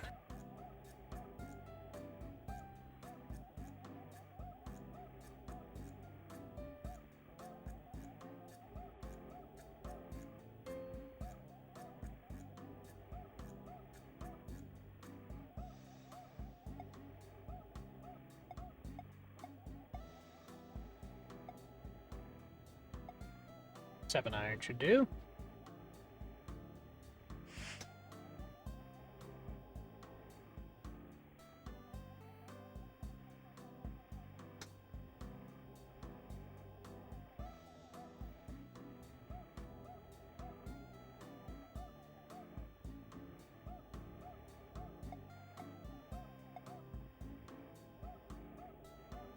Hmm, 27 yards, eh? Alright.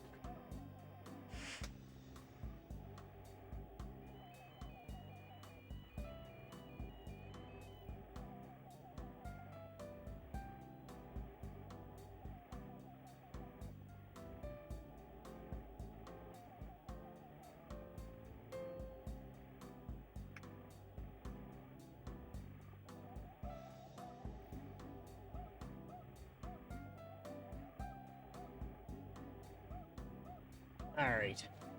Just a little tiny tap. Another little tiny tap. For reals this time. I gotta adjust this here. There. That's better.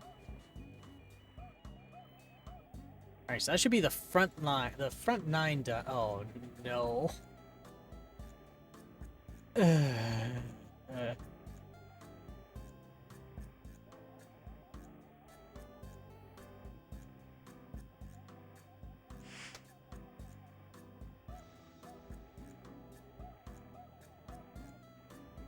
Hey, that actually worked.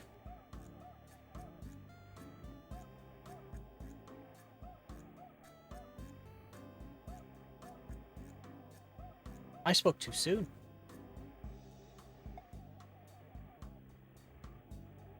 Wait, there... What is he standing on? What the hell happened?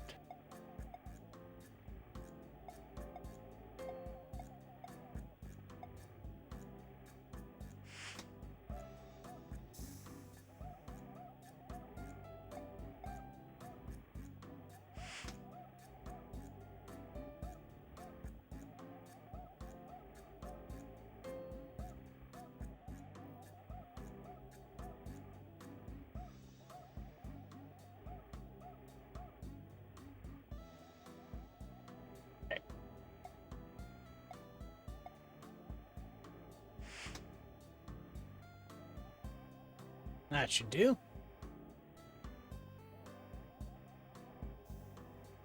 Nope, that went right into the water.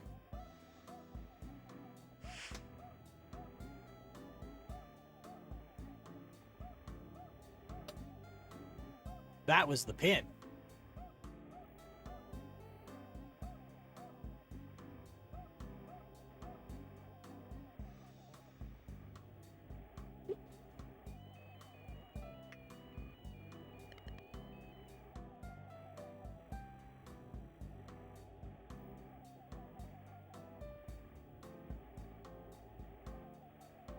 All right, 10th hole.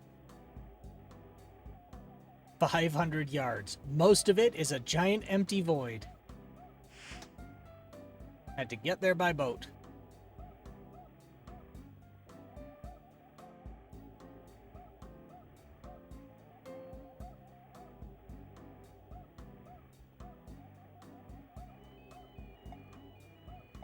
Uh, 5-iron, I guess? Might have been on the sand too much. No, I actually would have made it.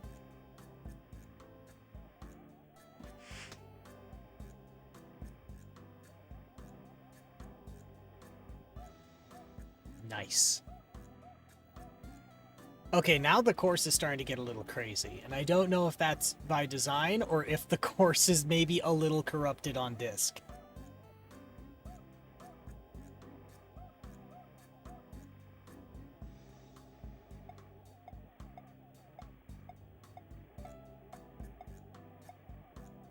I'm inclined to think it's a little corrupted on disc.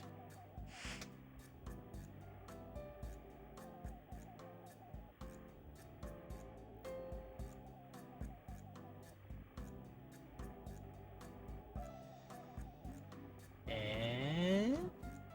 boop.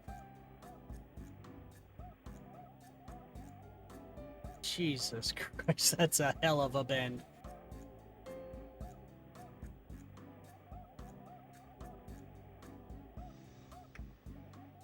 That's gonna jump out. Nope, that's just gonna go really far away.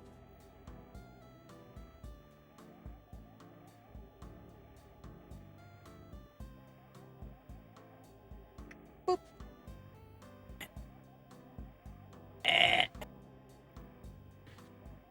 Angry. Well, I'm not really that angry. Just disappointed.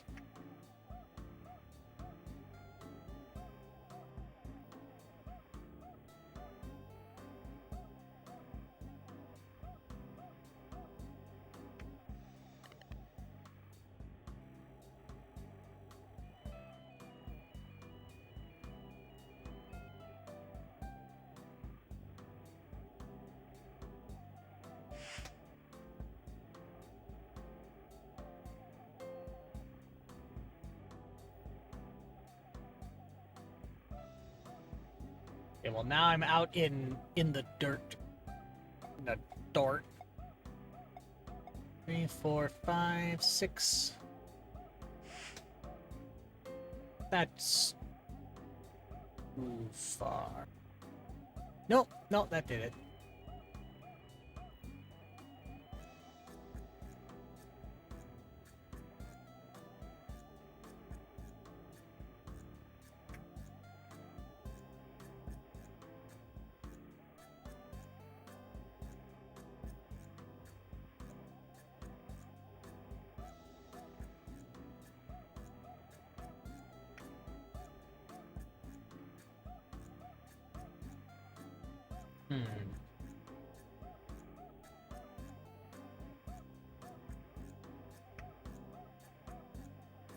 Damn it.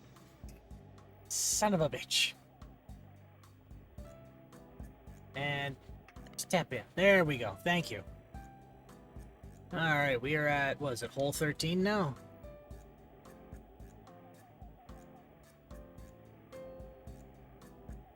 Okay, 1 wood, 161 yards. We do not need that. Probably get away with a 3-iron.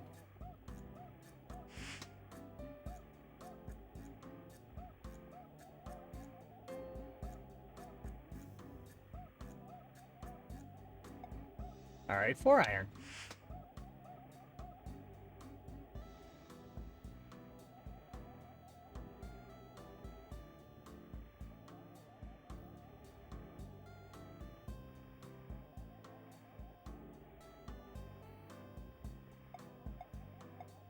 Four, 5, 6, 7, 8, 9. Pitch wedge. In a little bit. Yeah. We did it.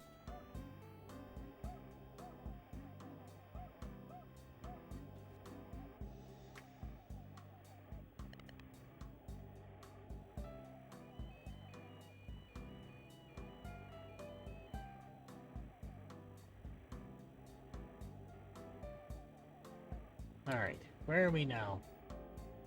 Hole 13.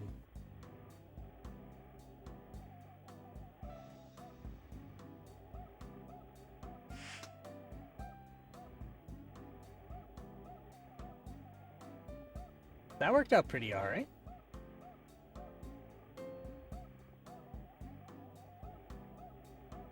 I don't know if that counts as me being in the sand or not.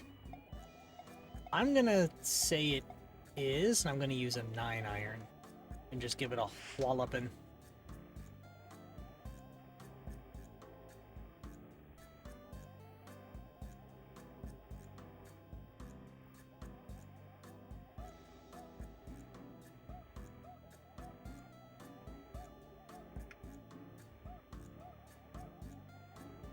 Okay.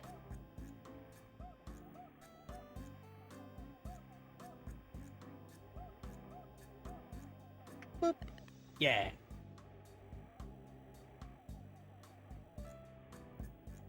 I think I got that one in par, too.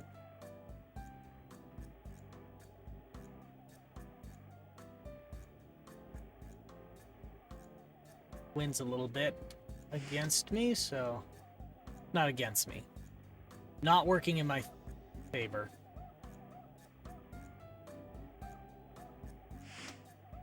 Oh no, that's going out of bounds.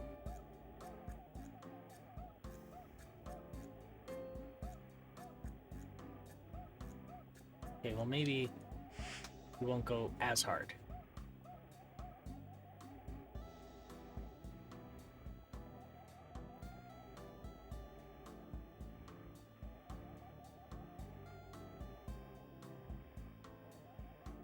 Alright, there we go. 4, 5, 6, 7, 8, 9. Pitch wedge.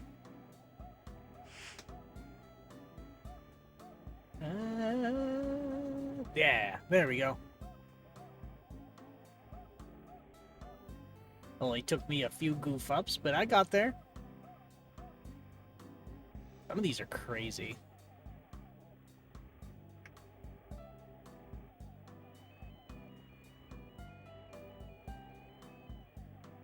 No, is it gonna tell me I'm like 1 away? 1 foot?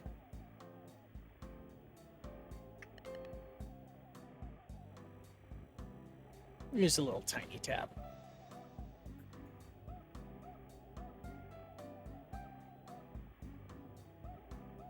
Alright, 397. God damn.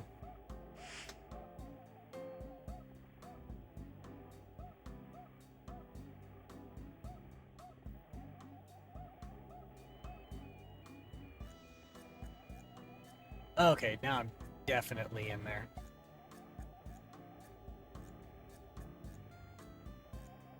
Got some weird geometry shit going on in the middle there. Just 2 little triangles that didn't get filled in with fairway by the looks of it. Oh no, that's by design. Oh shit.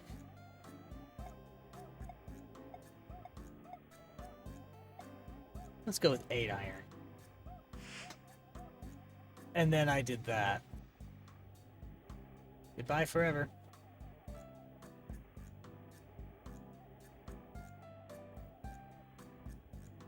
No, it made that a valid lie. Come on.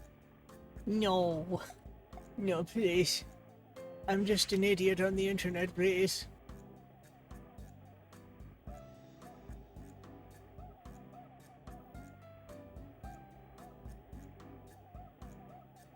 No, please. I'm just a goober. I'm just the goofiest of goobers, please. Alright, putt you.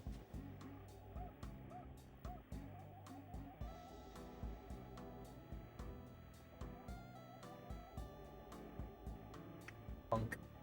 Yeah. Alright, we're going to hole 16 now. We are almost done. Actually, we're a little bit behind our average, but that's fine. Oh no. Oh no. Okay, one effect I like is that the farther away you are, the fainter that is. I think that's pretty cute.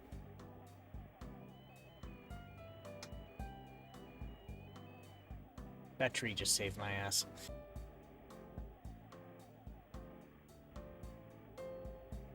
It's a nice feature.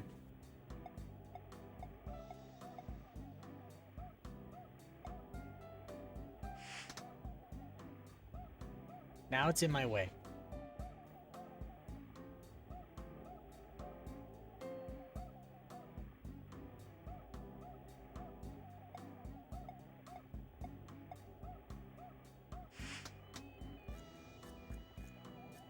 There. Now I can get a straight shot.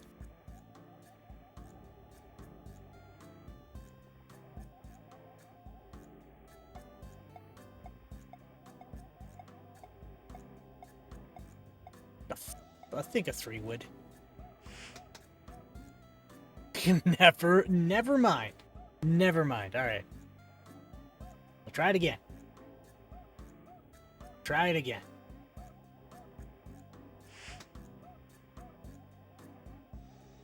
Oh no. Just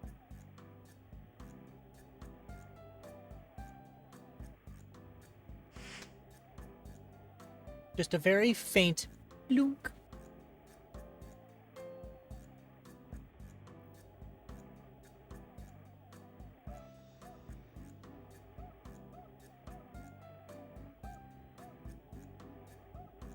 All right. Here?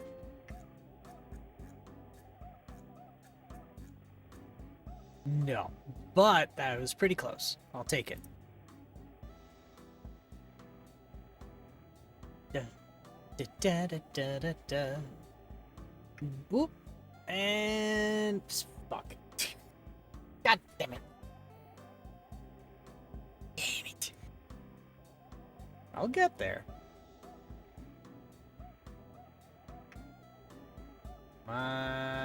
Now I give a wimpy putt. This is 10 strokes.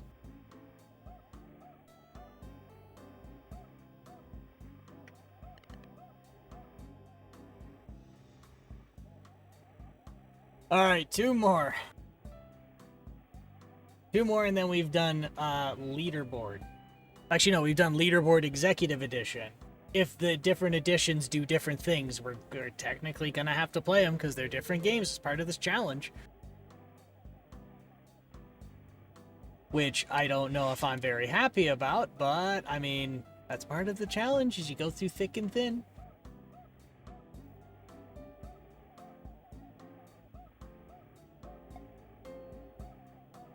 They can't all be really fun. Some of them have to be slow, painful slogs. For the amusement of a particular demographic to which I don't think any exist. Honestly, no, this is just fun. It's fun, even if it is terrible. Just a nice way to sit back, have a chat, talk about shit and stuff and or things. Sometimes, though. We're not made of subject matter. We can't really go into things all the time.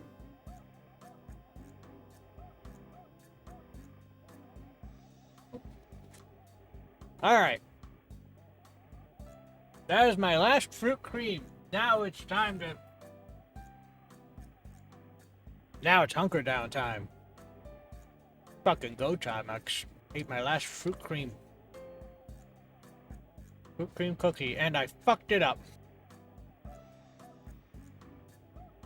It's fucking go time, and the go time is where I went was hell. That's where I went.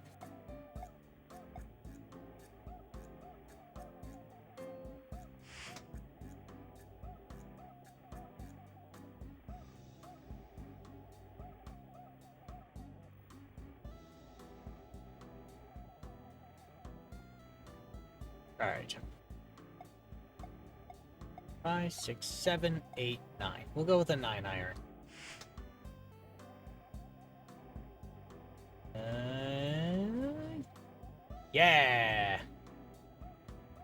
That was a good one right there.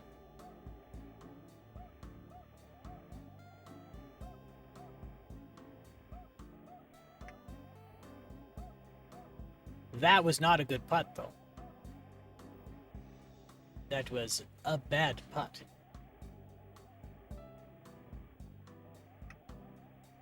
That was... Oh, no. Damn it.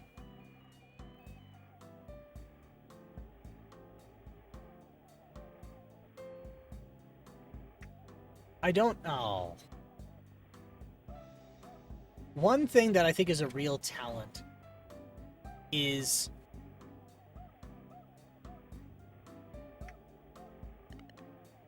One thing that I think is a real talent is a golf announcer who can try and sound excited during golf. That is a talent.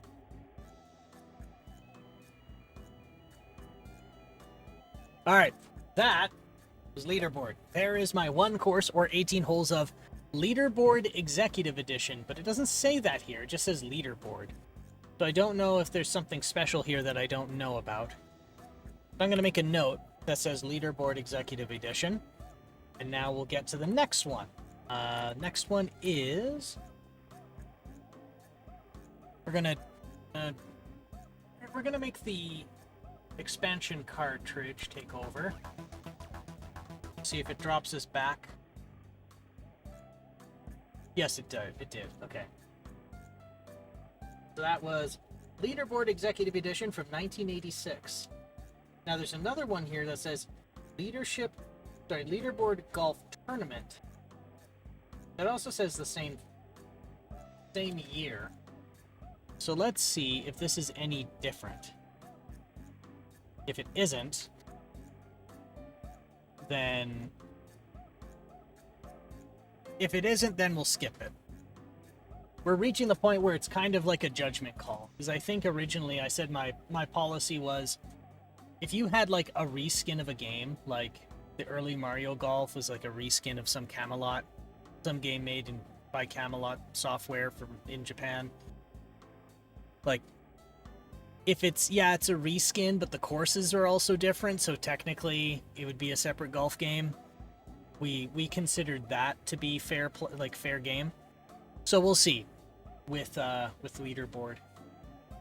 Because if it's like the same game, but it just has different courses in it, then like, no, we've played leaderboard.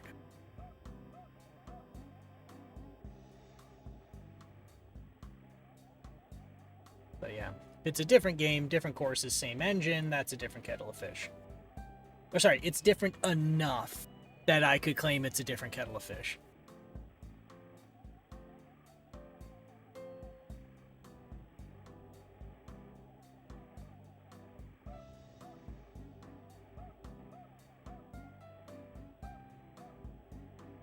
Gonna save that real quick. Oh, you know what? We've hit the 2-hour mark. So, this is something I tend to do if we hit longer sessions and I remember to do it. So thank God we're stuck here waiting for this to load. We're just loading a floppy now, and then we'll run it here when it's ready. But usually streams go for 4 hours, so at around 2. I like to push for a break here. Nothing too long, maybe 5 minutes or so. Just enough to get up and stretch and move around. Because what I'd hate is for people to be sitting around for too long and getting blood clots in their legs, because that stuff can hit your lungs or your heart or your brain. And that would make me very sad if that happened. So, if you need to get a drink or some snacks or something, or you just feel like you need to get up and stretch and move around, we can do that. And when we're back, we'll load up this version of Leaderboard Golf, see if it's any different. And if it is any different, we'll play it. If not, we'll skip to the next one. Alright, don't go too far. We'll be back soon. And by we, I mean me. There's no one else here. I promise, there's no one else here.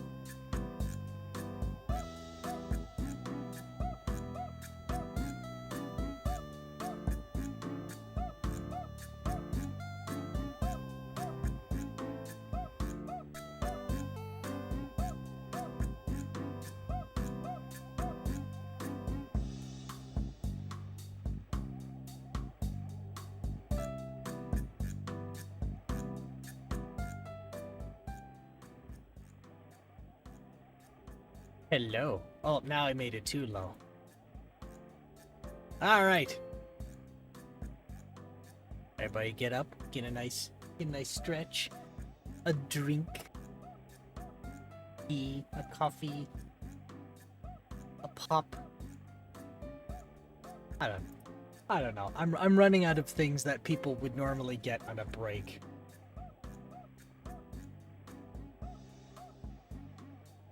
A cigar, fuck, I don't know. A whiskey, maybe.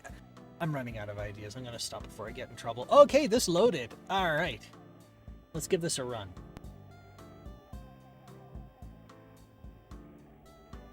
Okay, well, it seems like that was a very weird way for that to load in. We'll take it though. Okay, let's see if it's the same.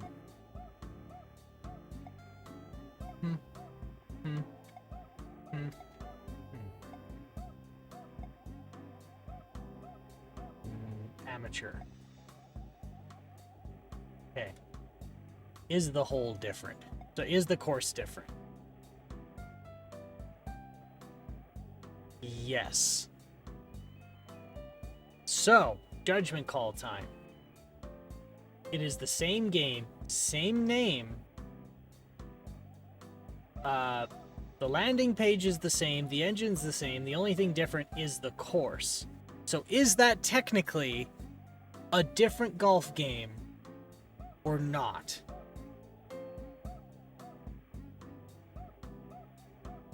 Because this one says, the last one said Executive Edition, but on the main landing, there was nothing in-game that indicated anything about Executive Edition or what the fuck that even meant.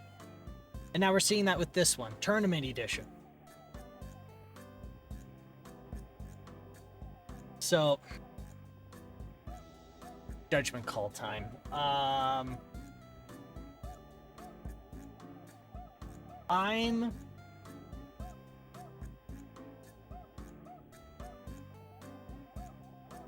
Let me think.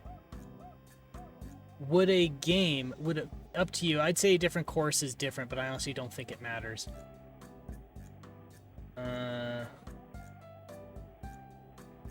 I think this would be, and the reason I say that is I've played I think 2 separate games now where the game was re-released with different courses, and I considered that a different game. So in this case, yes, it would count. And so in that case, yes. Sunfall, I agree with you on this one. We're gonna play through this like champions. And get a stroke count so high it makes Great Uncle Louie's medical chart look laughably low.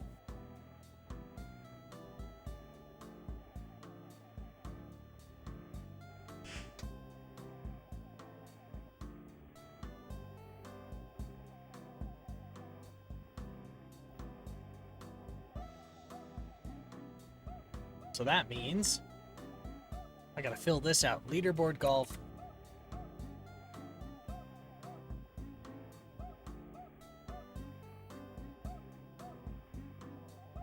Tournament edition.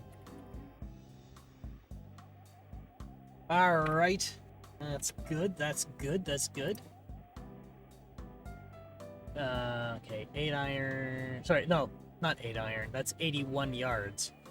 We want a 9 iron. That's gonna curve here.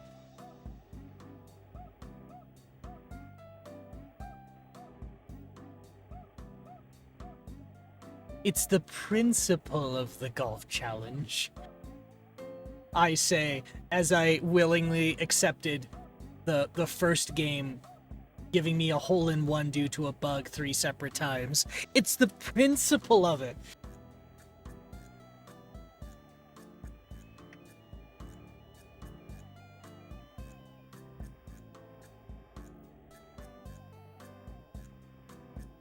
It's only the principle of it if it serves me. You're the crazy person who started this challenge. Yes, I did. I did start this challenge. Yeah, I absolutely did.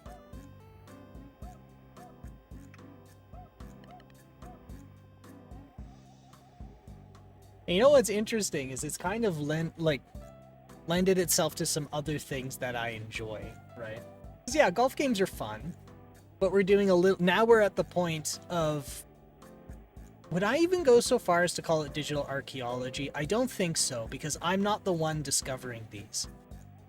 But like not even showcasing. But I bet you there's a few golf games in here that are either like so terrible that they've never been shown before, or just like nobody's thought to play them with a recording on. Not saying it as if, haha, look at me, I'm the first, but I mean, there's some games here that are just weird. And just being able to showcase that, I think, is kind of a neat idea. Okay, you know what? I think what I'm gonna do is I'll wallop in this way, which should get me here. Damn it!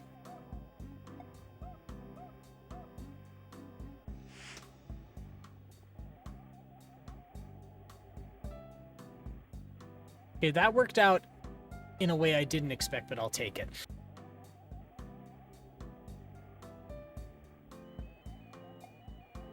I need to frequently remind myself that it's me who made this bad life choice.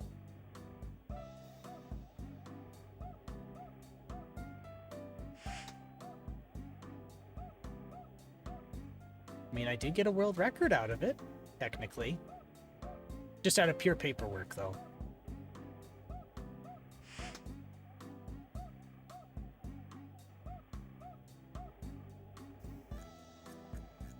Okay, not 100%. Slightly less than 100? Okay, slightly more than slightly less than 100.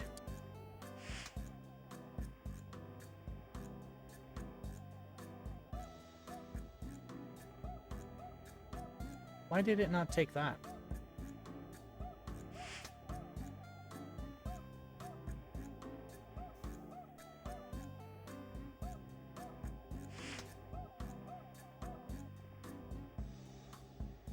Come on. There we go, it took it.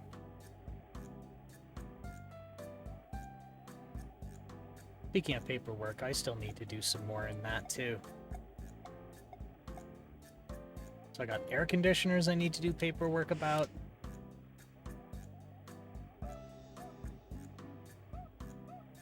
Speedrunning a shitty golf game. I need to do the paperwork for that. Well, a little more than I did.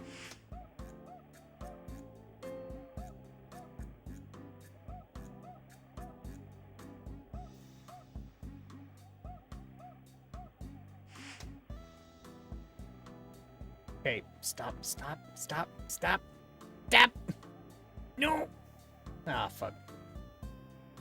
Okay, 7 iron.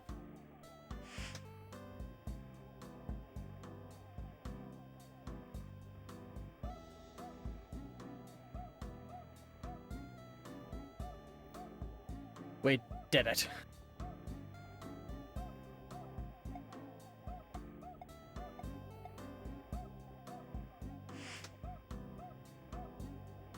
We have succeeded.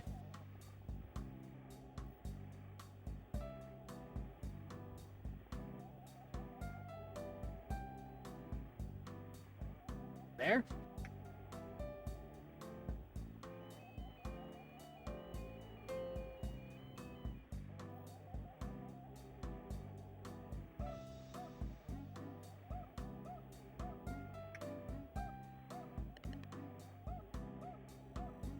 $19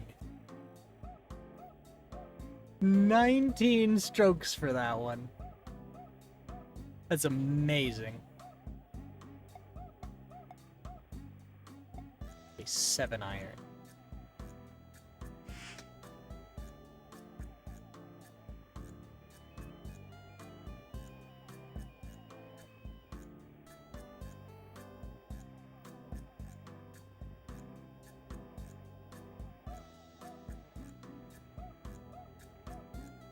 All right.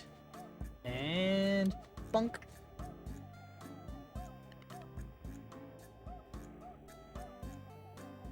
Hey, I got a birdie there.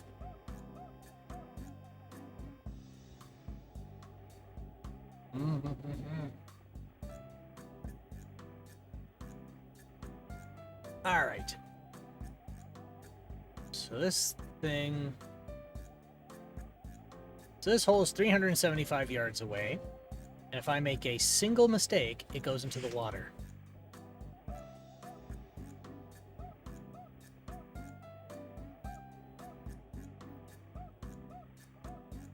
Well, shit.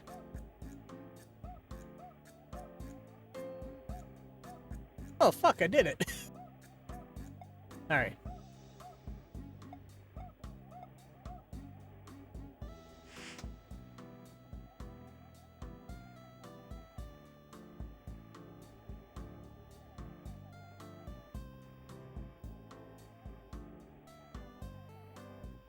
But I like how this one, it's the entire course is defined as just vectors. Like I was saying, one of the other neat things about this is trying to figure out how each era chooses to implement a golf game, how you play it, how physics works. Kind of fun, because some just like phone it in, some try way too hard, and some do shit that like should not be possible. And it does it just like really badly.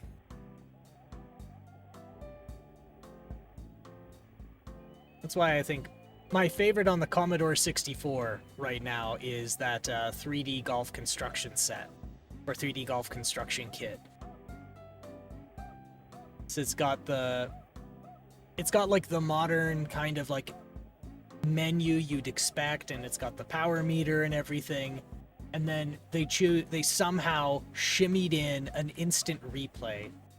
And like, I don't know what spare storage they had in 64 kilobytes of RAM, where they could just shove in an instant replay function, where if you do something really cool, it plays it back like you're watching a golf game. Like watching it on TV. Not that I watch golf on TV. I don't know. Golf is one of those things where I find it, I don't prefer to watch it. I don't know, I've talked about it before, but I have like a mixed relationship with it. Because like when people, sometimes you'll have somebody who's like very passionate about the environment who gets a little bit too preachy for my comfort about the environmental impact, and it's like, oh son, I know, because I'm one of the folks who got burned by golf courses' environmental impacts. I don't know if I told the story about the golf course that pumped concrete into a river or not, but I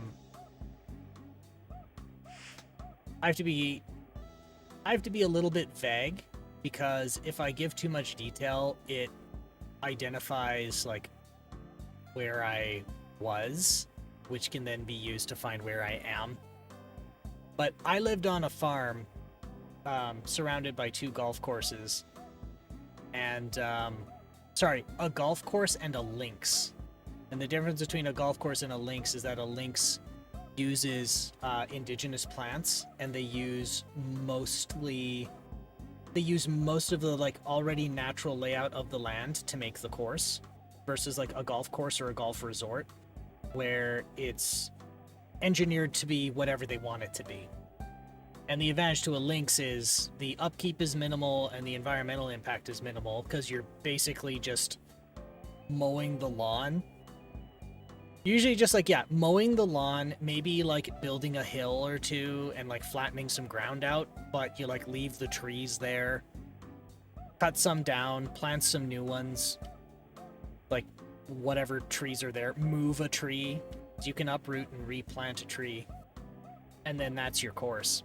So the links used a creek, and that creek was enough to basically water everything, because it was all the indigenous stuff. It was all the indigenous plants. It was all there already.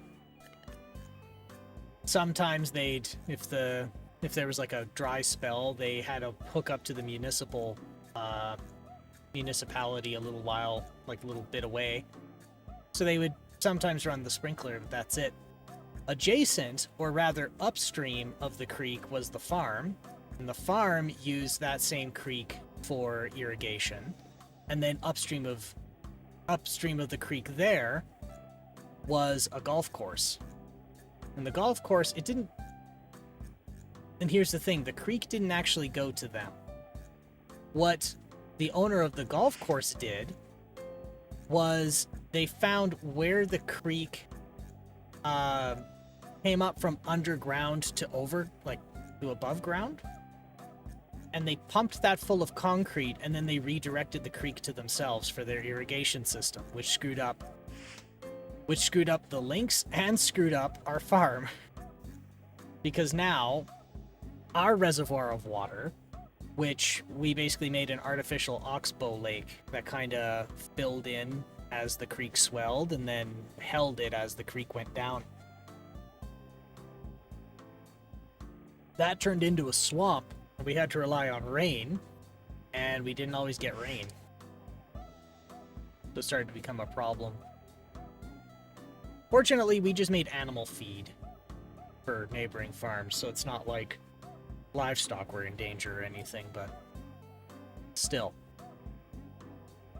So I know what the environmental impact of golf courses is.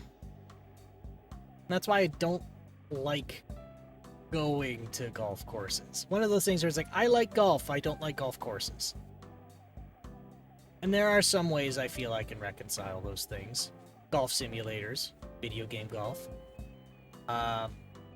Another one is golf. One that I found was kind of interesting is the municipality where I am now.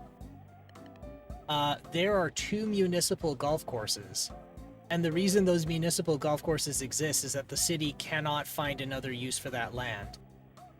And it's not a matter of, oh gee, we can't think of something, so we'll just make it a golf course. No, I mean, it's the city said, you know what?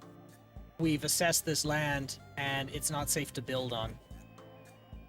So in each of these cases, these municipal golf courses are like near a riverbank where you can't build anything because if the river swells, everything there gets washed away. They're like, okay, well, we'll put the golf course there then. Oh no. Oh no, the golf course gets washed away. It's like probably the least... Oh, I way overshot that. They're like, oh no, if there's a drought, okay, well, we'll just shut the golf course down. We don't need to water it. It's the first thing to go during a resource crunch, and it's... Nothing else can build there because it's not safe to build there. So just, I don't know, cut some lawn, plant some trees, cut some lawn, put a pop vending machine there, and a couple of summer workers, and there you go. Something to do in the summer.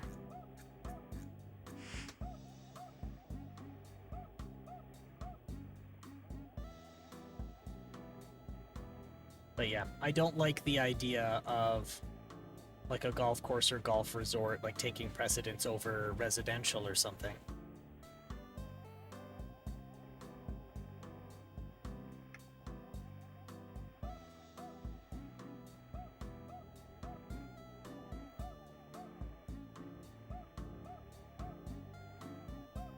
Mm-hmm.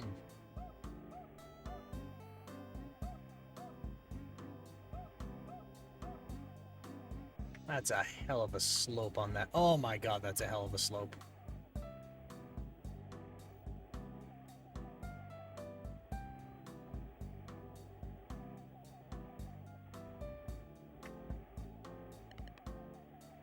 But like if you look really closely, the brim on the guy's hat changes because his head's following the ball.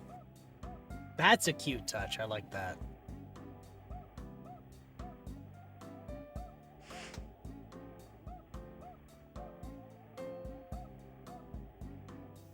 Ah.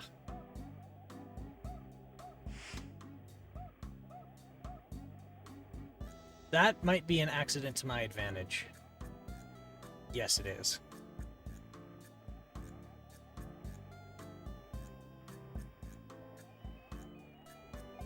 Alright, pitch wedge. Actually, which way's the wind going? Looks like it's this way.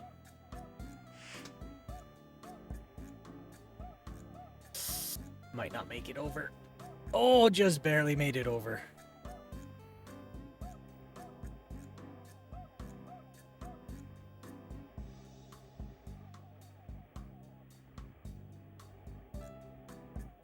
Bunk.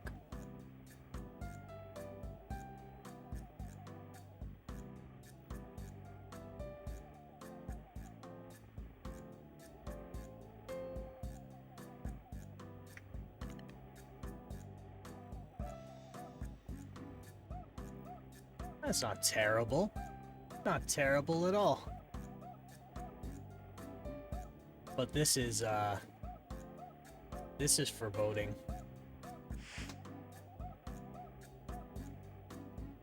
Is it gonna make it? No, no, no, no. Oh, shit. All right. Perfect.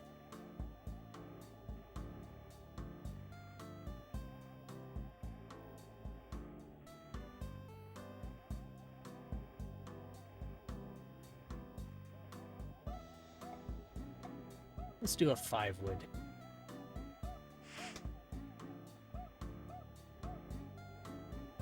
Surely that won't go over 250 yards and then fall off.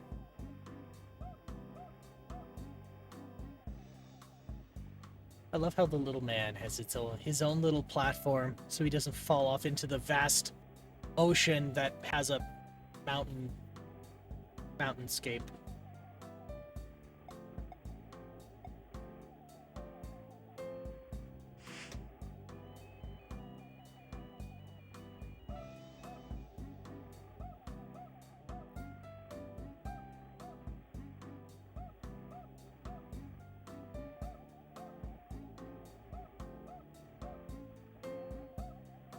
Alright.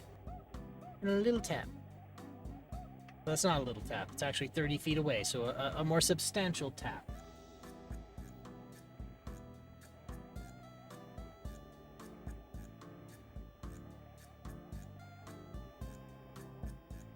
Right, and that'll do.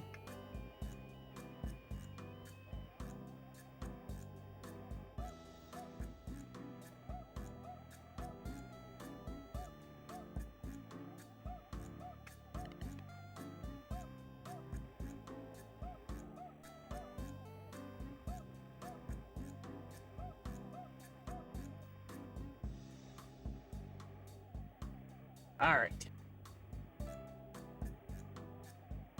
1 wood. 399 yards.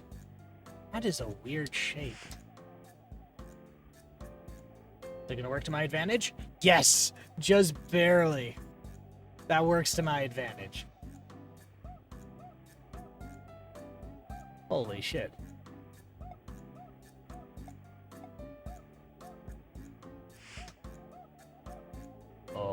Okay, and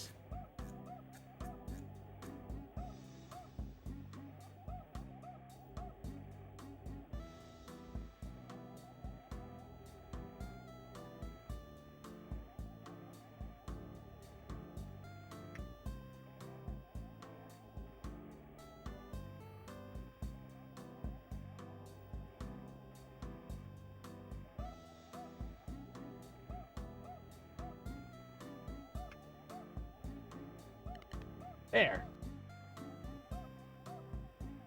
Hey, I got that in par. Not bad. Actually, we're starting to pick up steam on this one. I say foolishly. I bet you now that I said it out loud, I'm going to cause more trouble. But let's see here. 1 wood, 3 wood, 5. We're going to use a 3-iron. And that's going to curve really hard to the left. Oh my god. That was the best accident ever.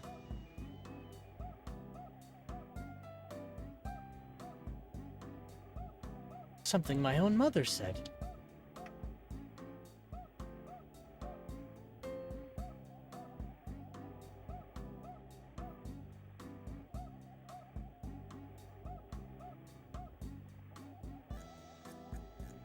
Oh, too hard. No, that got in there. That got in just fine. Got that in part two.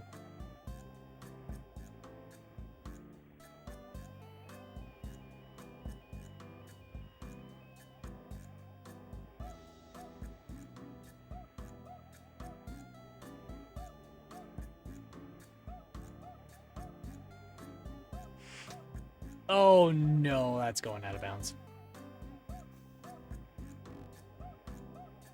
Like I was just a really just pathetic just bar.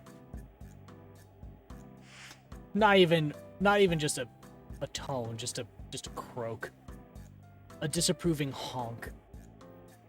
A depressed, disapproving honk.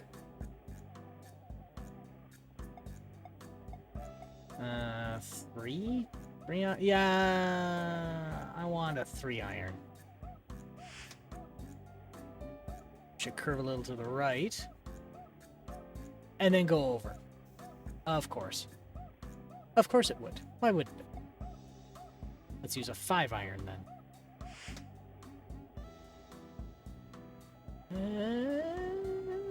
Yeah. We did it. No, shit.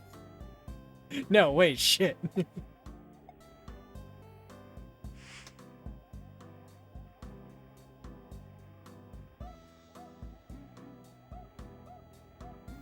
Damn it.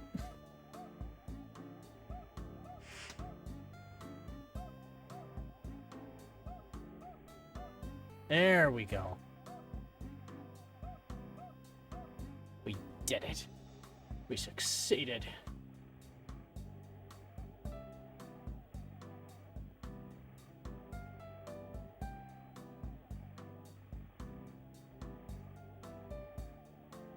Quick an audio adjustment here because I can hear myself a little too loud. I don't know how others can tolerate my hearing. I don't know how others can tolerate my own voice. Kinda, sorta, not really, sorry.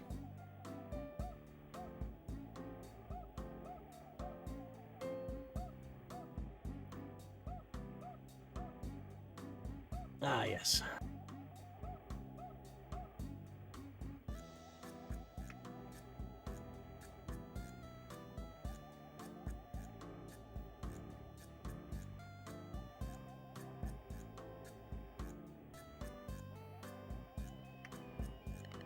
There we go.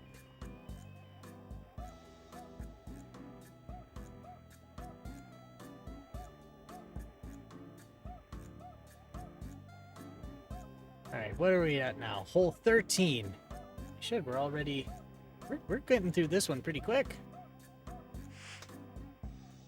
I don't just keep running up against a wall head first.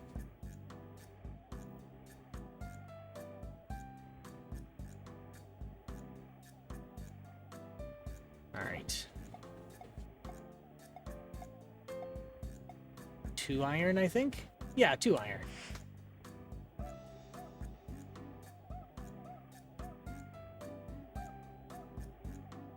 There we go.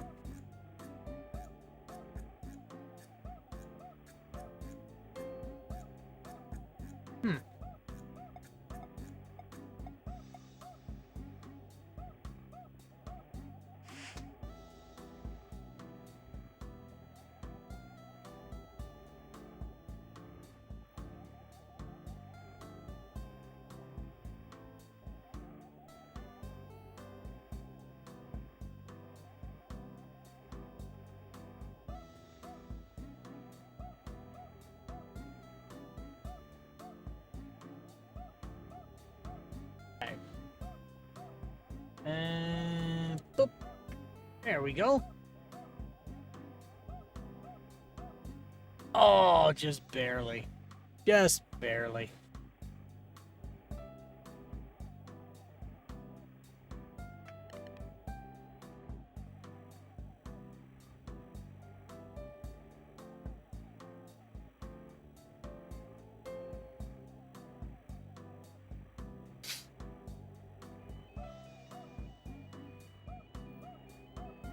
14. Hole 14.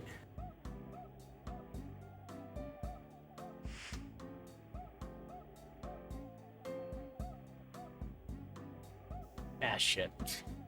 Curved that too hard. Here, we'll do this.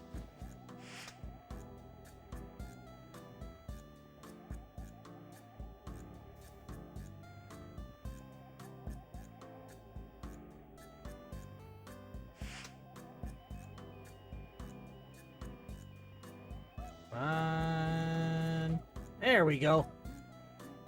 Landed it.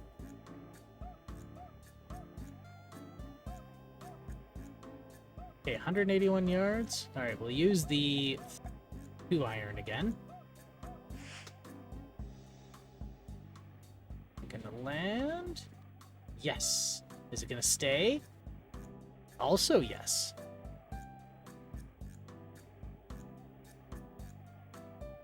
But he was being very generous and lets me just chip it in from the void.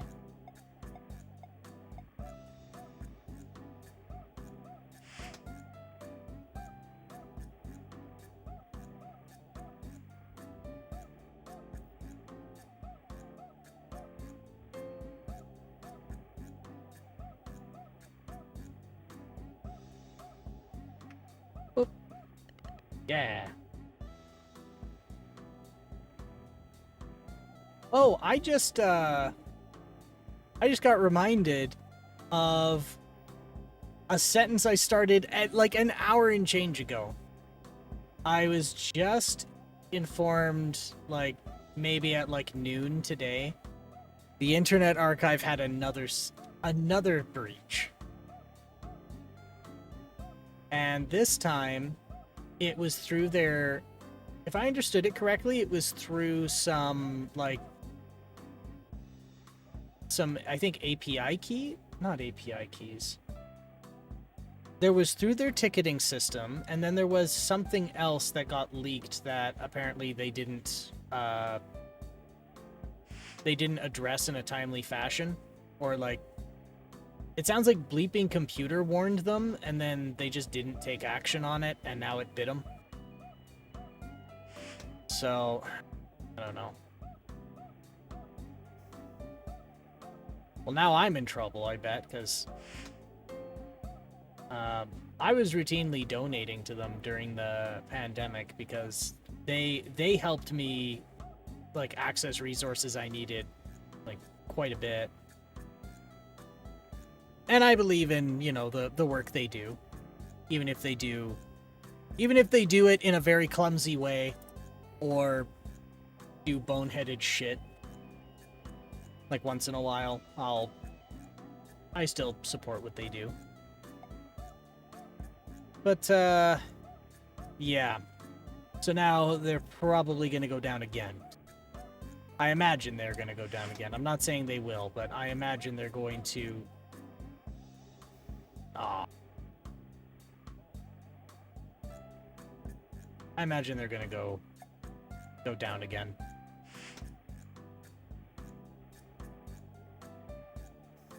Okay, so I do need to use the 1 wood. I just gotta hit it straighter. I'm still a little bitter at Jason Scott for personal reasons, but we did finally get the entire archive of Sinclair's... Oh, Sinitar's Twitch streams up as a collection on the site, so I can't be too angry. Jason Scott... Yeah... He seems like the kind of fella where... I don't think I would like him very much if I met him in person, but I think I would respect him for what he does.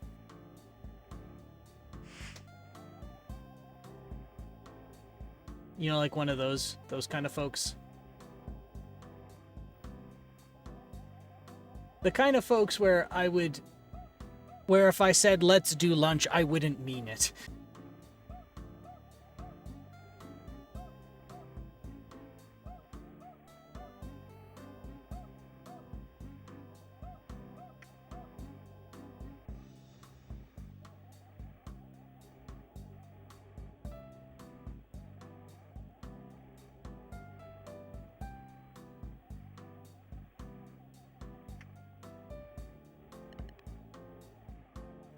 Like I'm sure there's some history with others that I don't know about, which would kind of like make me think less of them. But from what I have seen, it almost seems like there's a particular type of person that the best way I can describe them is there's something wrong with the clutch between their brain and their mouth. I don't know. That was maybe the impression I got, or there's like, I don't know. I should watch what I say because I don't think I know the person well enough at like not an interpersonal level. I don't know enough about them and how like their interactions with others would be that I want to opine any further. So but yeah, I do understand what you mean. And I can appreciate the sentiment.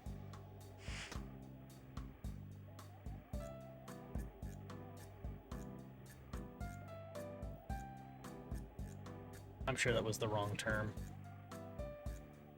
Brain's getting a little pudding.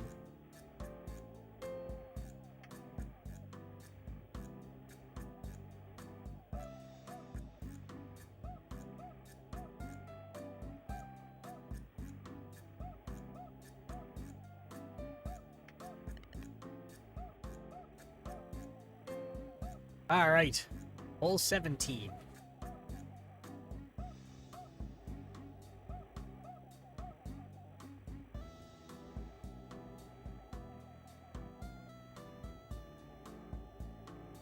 Oh no. Oh no. Did it freeze up? Oh, for the love of God, it better not have frozen up.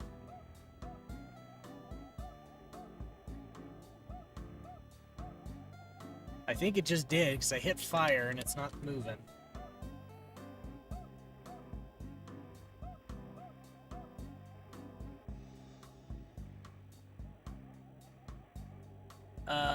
Shit. What do?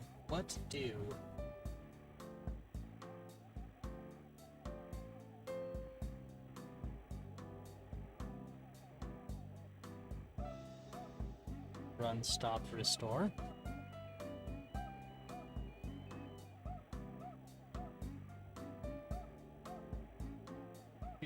Run, escape. Hey, there is no escape. Home.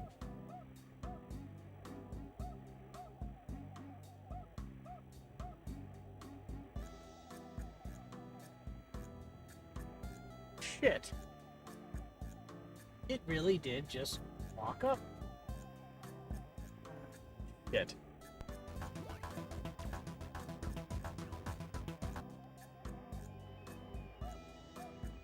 Damn it. Let's see if I can just manually choose those holes. Because that would be a right swift kick in the nuts, I'd say. Like, so close to, like, the getting three done. But then the 17th hole, it just froze up. And the keyboard's working, so it's not like the, it's not like that module I put in got disconnected.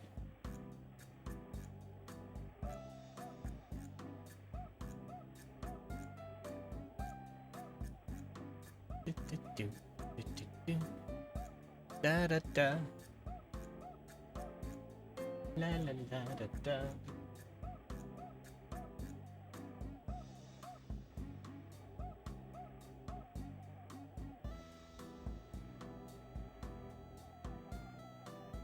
All right. It is loading too.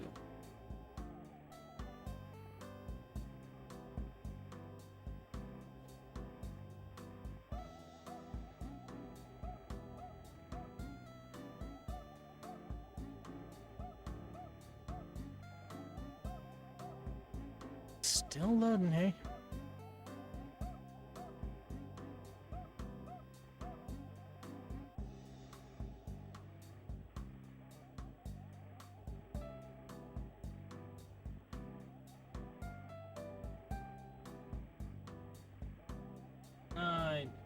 Yeah, okay, good. It's not like the system conked out. I think something else happened.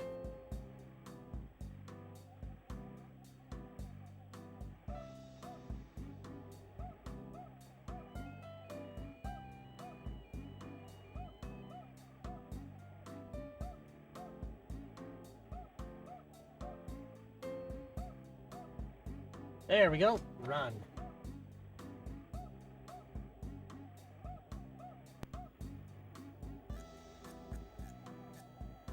All right, 1.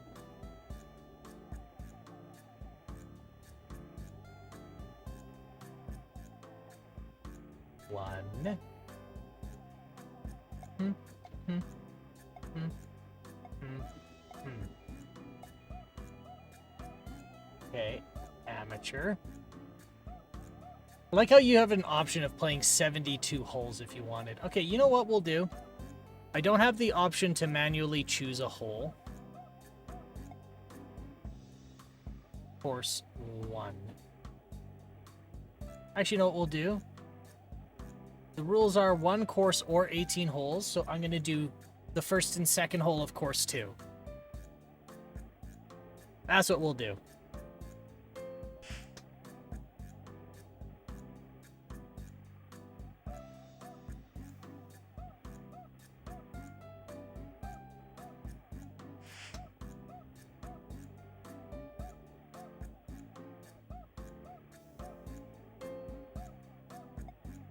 Yeah, maybe I should be using a 5 wood, maybe.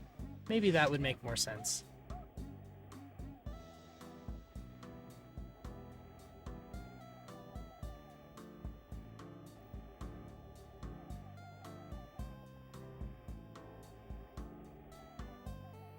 All right.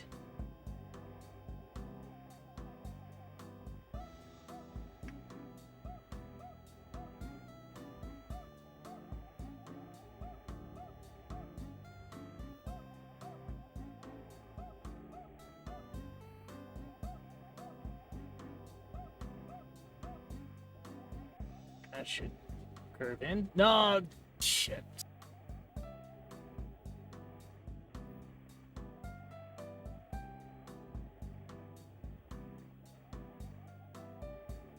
Mm-hmm.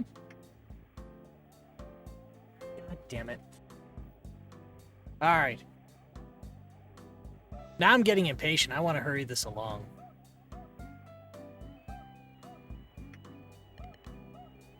Okay. There's 1.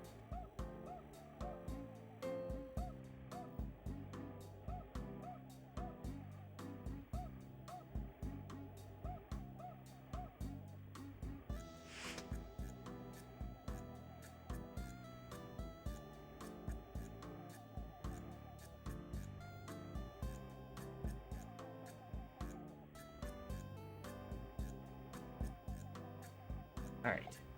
Pitch wedge. Yeah.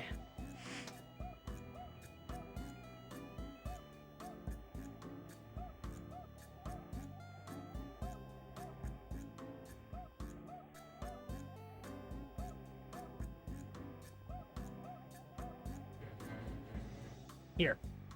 Boop.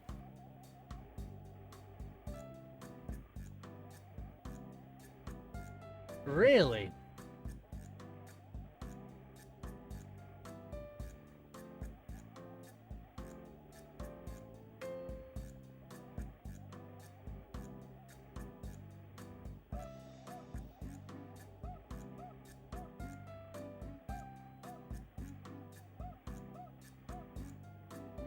Boop.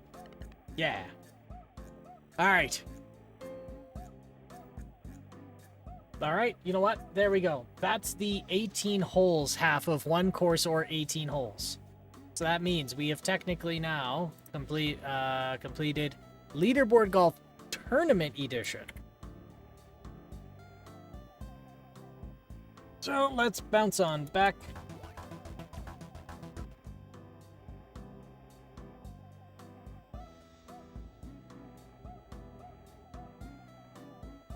All right. Now we have something called a CRASS Maxi Golf. Load. load. Alright, so we've got, what is it, half an hour? We might be able to get 4 in 4-ish hours. Holy shit. Run. Copyright 1984, John D. Horan. Do you wish to play golf? Maxi Golf is a trademark of Scott Adams Inc. That's Scott Adams? The one who deteriorated into insanity? The one who made a mildly funny work-related series of comics? If you say no, I should have said no. I wanted to see what it would say.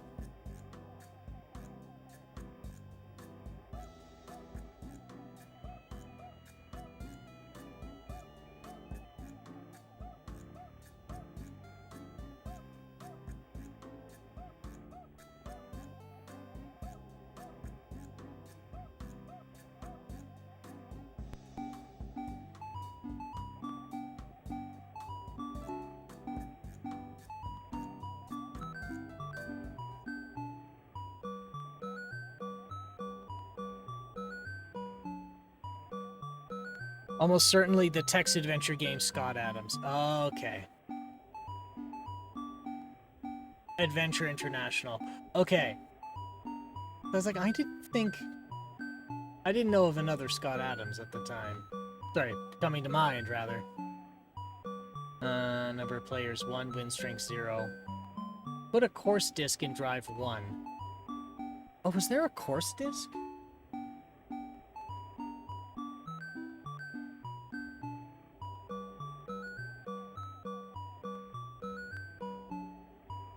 Oh, maybe it...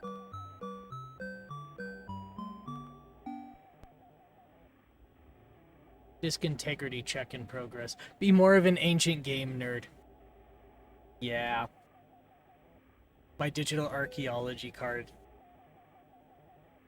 needs to be revoked. Select players with trigger and press F1.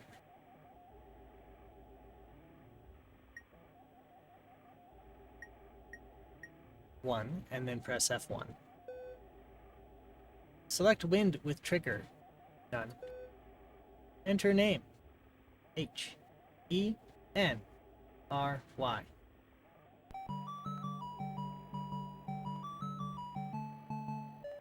That digital aquarium blog I've mentioned several times has articles about them. Okay. Nice. Gonna make a note. Digital aquarium.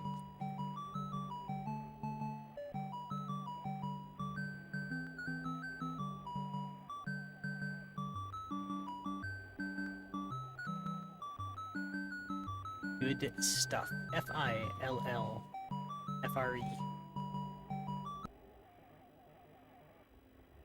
I had a little twinge of panic when it said enter course disk. But no, it's on the same disk. Oh. F-I-L-F-R-E. Perfect. Oh, wow.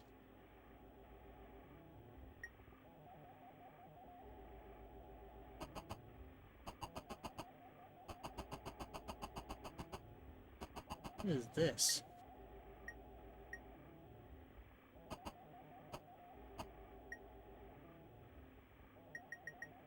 Stance. Oh! Stance is your aim. Club driver, length medium, curve.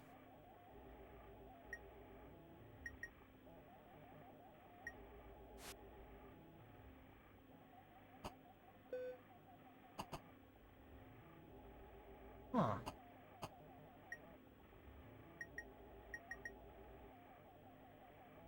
And now the music's gone. Now this is odd.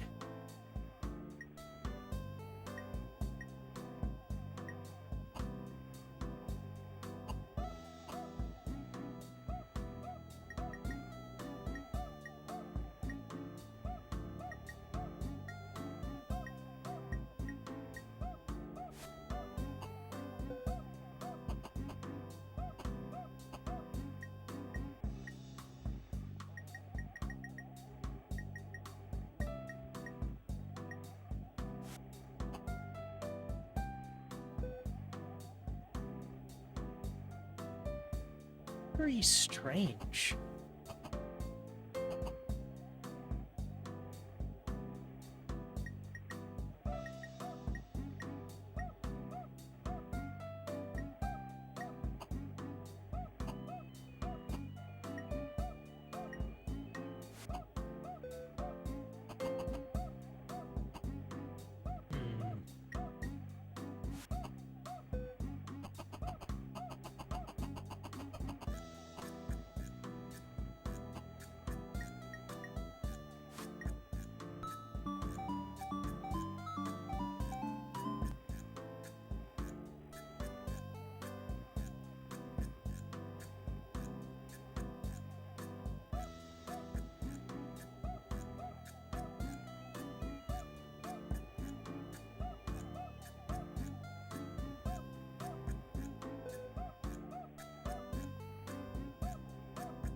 Is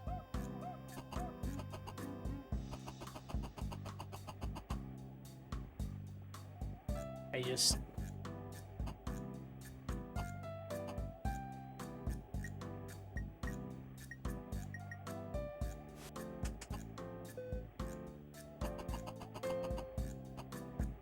I don't know what to think of this.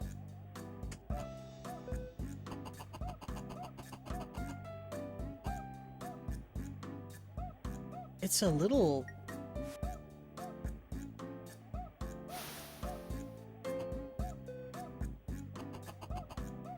It feels strange. But it's like kind of interesting.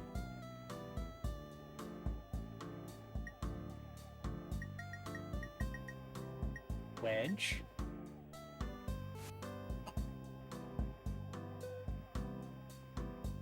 And then this.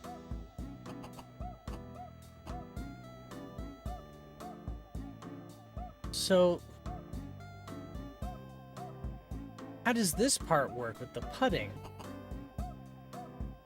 Did they just use like the Commodore's built-in double scale? Is that what they did here?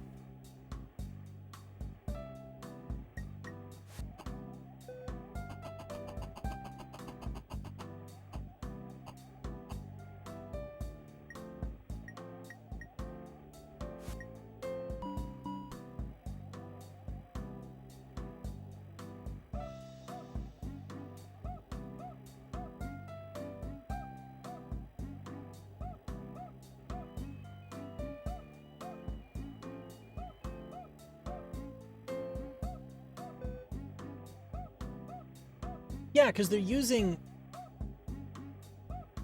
dithering to give colors the Commodore can't do. So then when you get to the green, they just scaled the picture up? Is that it? They just scaled it up.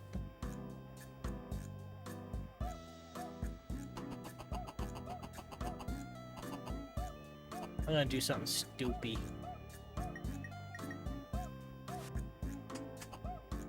Okay, so they don't let you do that. Or rather, they don't let you get away with it easily.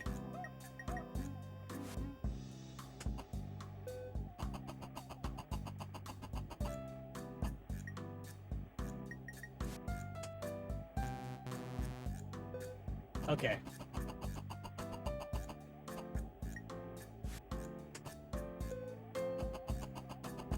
Okay.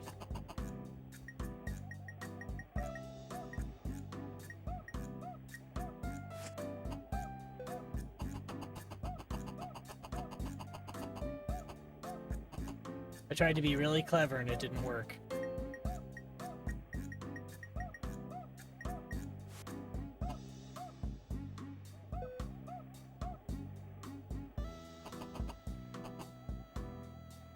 It plays quick, though. That I'll give it credit for. It does play pretty quickly. Except for the loading.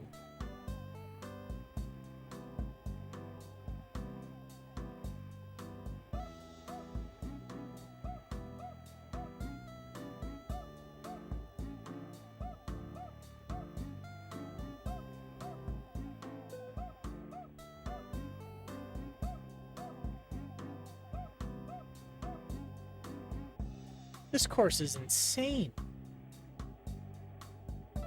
So, straight forward, then to the right, then up.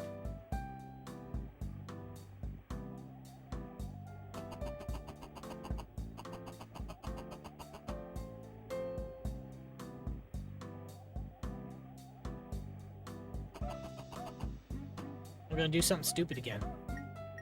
Because I'm not... Oh. Right, our golfer is... Yeah.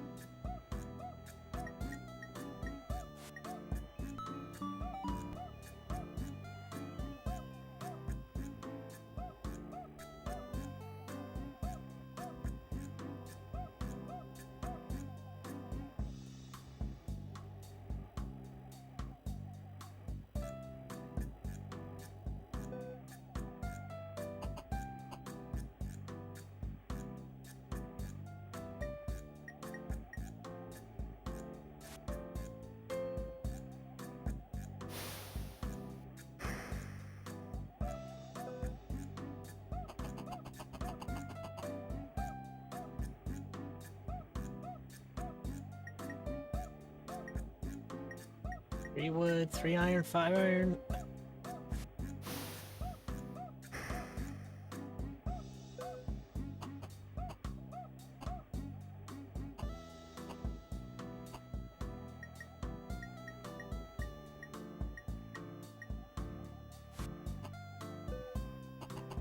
This is the reason I'm feel a little don't know what to think about the stance thing.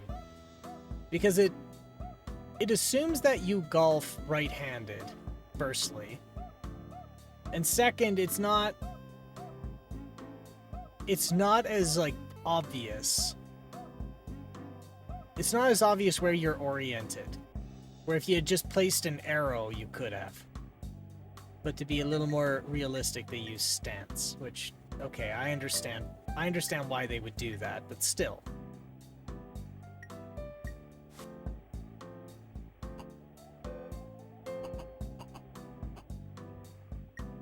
I didn't remember seeing an option for if you're left or right-handed.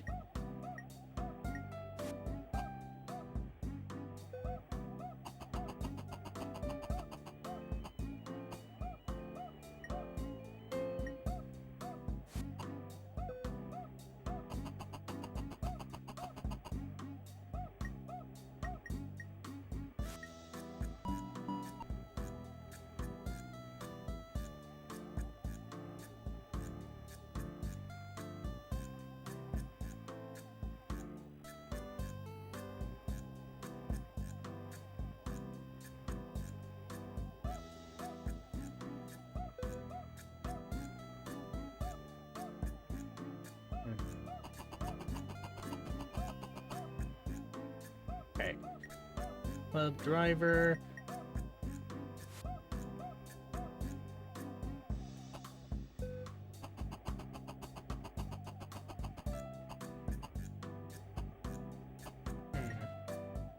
Then we'll use a wedge with fair power. There we go. Starting to get the hang of it.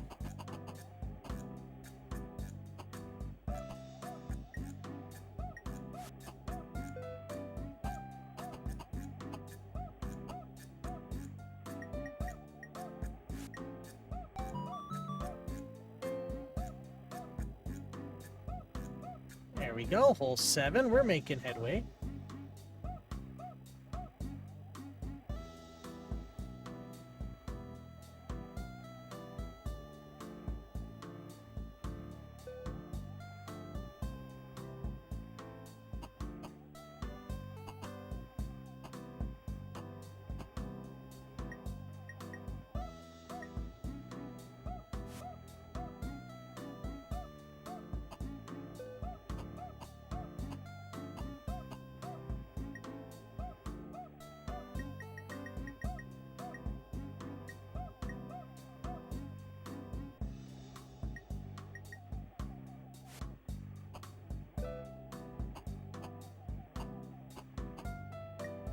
Okay. Wedge. Light. There we go.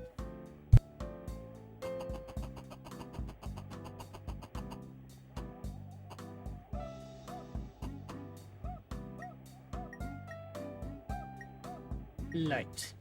Oop. Okay, well, that didn't cut it.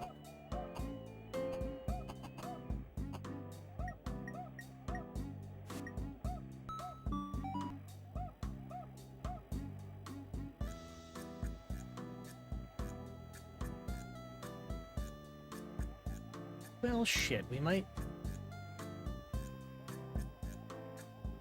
We're on schedule for 4 games in 4 hours.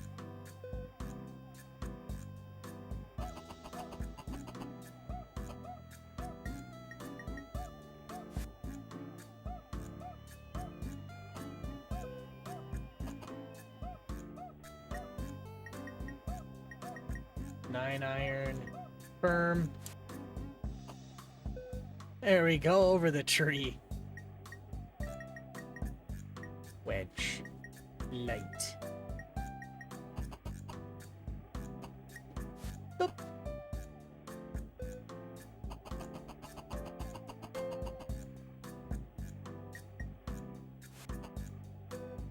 Oh, that was a miss.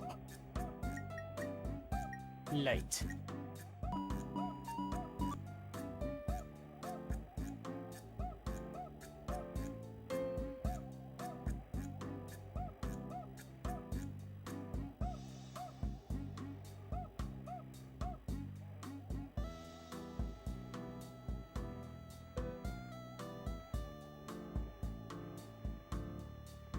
Now, what do I do here? Because the first thing I want to do is shoot it over the trees, and I know not to do that. I know that is the dumb thing to do.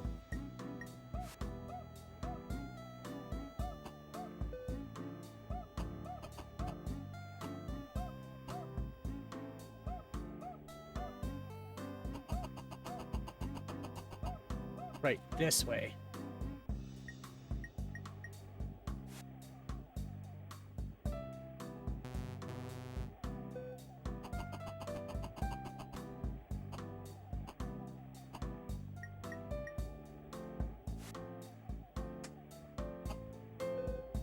That went better than I thought it would.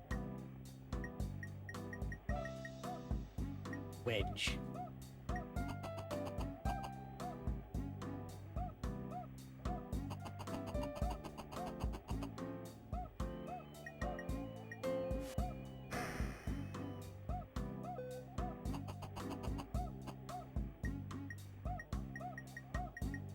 Wedge.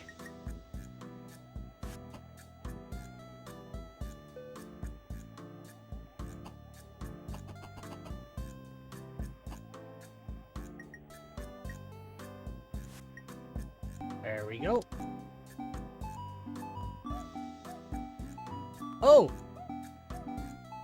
Well, shit. It's only 9 holes.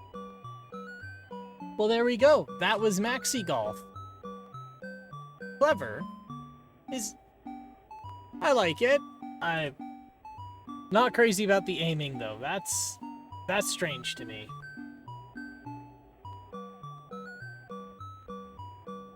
Alright. Well, let's see here. I'm just gonna update the notes.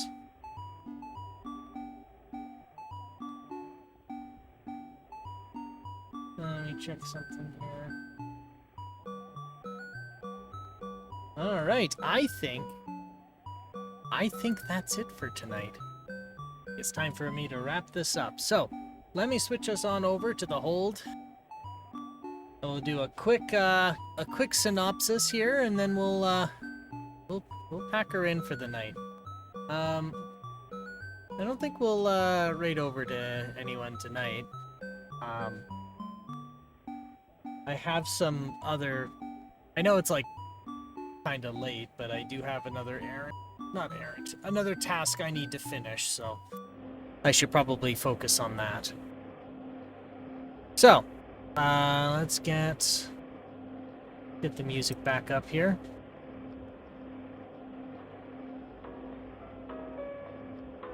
So, considering my reservations with the Commodore 64 and how it behaves and how things can get really quirky and unreliable, we had, admittedly, a lot less issues than I thought we would. We really only had one major hiccup, and we recovered from that pretty quick. So, in a 4-hour window, we managed to complete 4 separate golf games. Sorry, not complete. Did for the challenge 4 games. We did Jack Nicklaus Golf, we did Leaderboard Golf Executive Edition, and Leaderboard Golf Tournament Edition, and we did Maxi Golf. Tournament Edition gave us some trouble, because at the 17th hole, it just froze. So, we started it back up, and our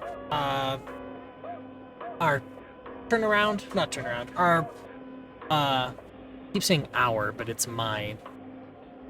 My compromise for it is we just did two holes of a separate course on disc, so that we fulfilled the 1 course or 18 holes part of the challenge. And you know what? We had a good time. We talked about the environmental impact of golf. We talked about the Internet Archive. We talked about haunted houses. Good time. Nice laid back time. And then I had too many cookies for my own good. But I regret nothing. And I will do it again. And I probably will go to the store on my next grocery run and buy more just to do this again. So, thanks, folks, for swinging on by, and you had tons of places you could spend tons of ways to spend your night, and you chose to spend it here. And I appreciate that a lot. We had a follower today, so big thank you to them. Thank you for enabling my bad life choices. And Sunfall, you're welcome for the stream, and thanks for swinging by. So, I think it's time for me to sign off here. So, as always, thanks again for watching me go through this crazy-ass challenge. Or another installment of it. Apparently the 56th installment of it. So, as always, I'm not going to tell you what to do, so I'm not going to tell you to stay out of trouble, but all I ask is that if you do get in trouble, you make sure it's the good kind of trouble. And you all stay safe out there, and we'll talk to you soon. Bye-bye for now.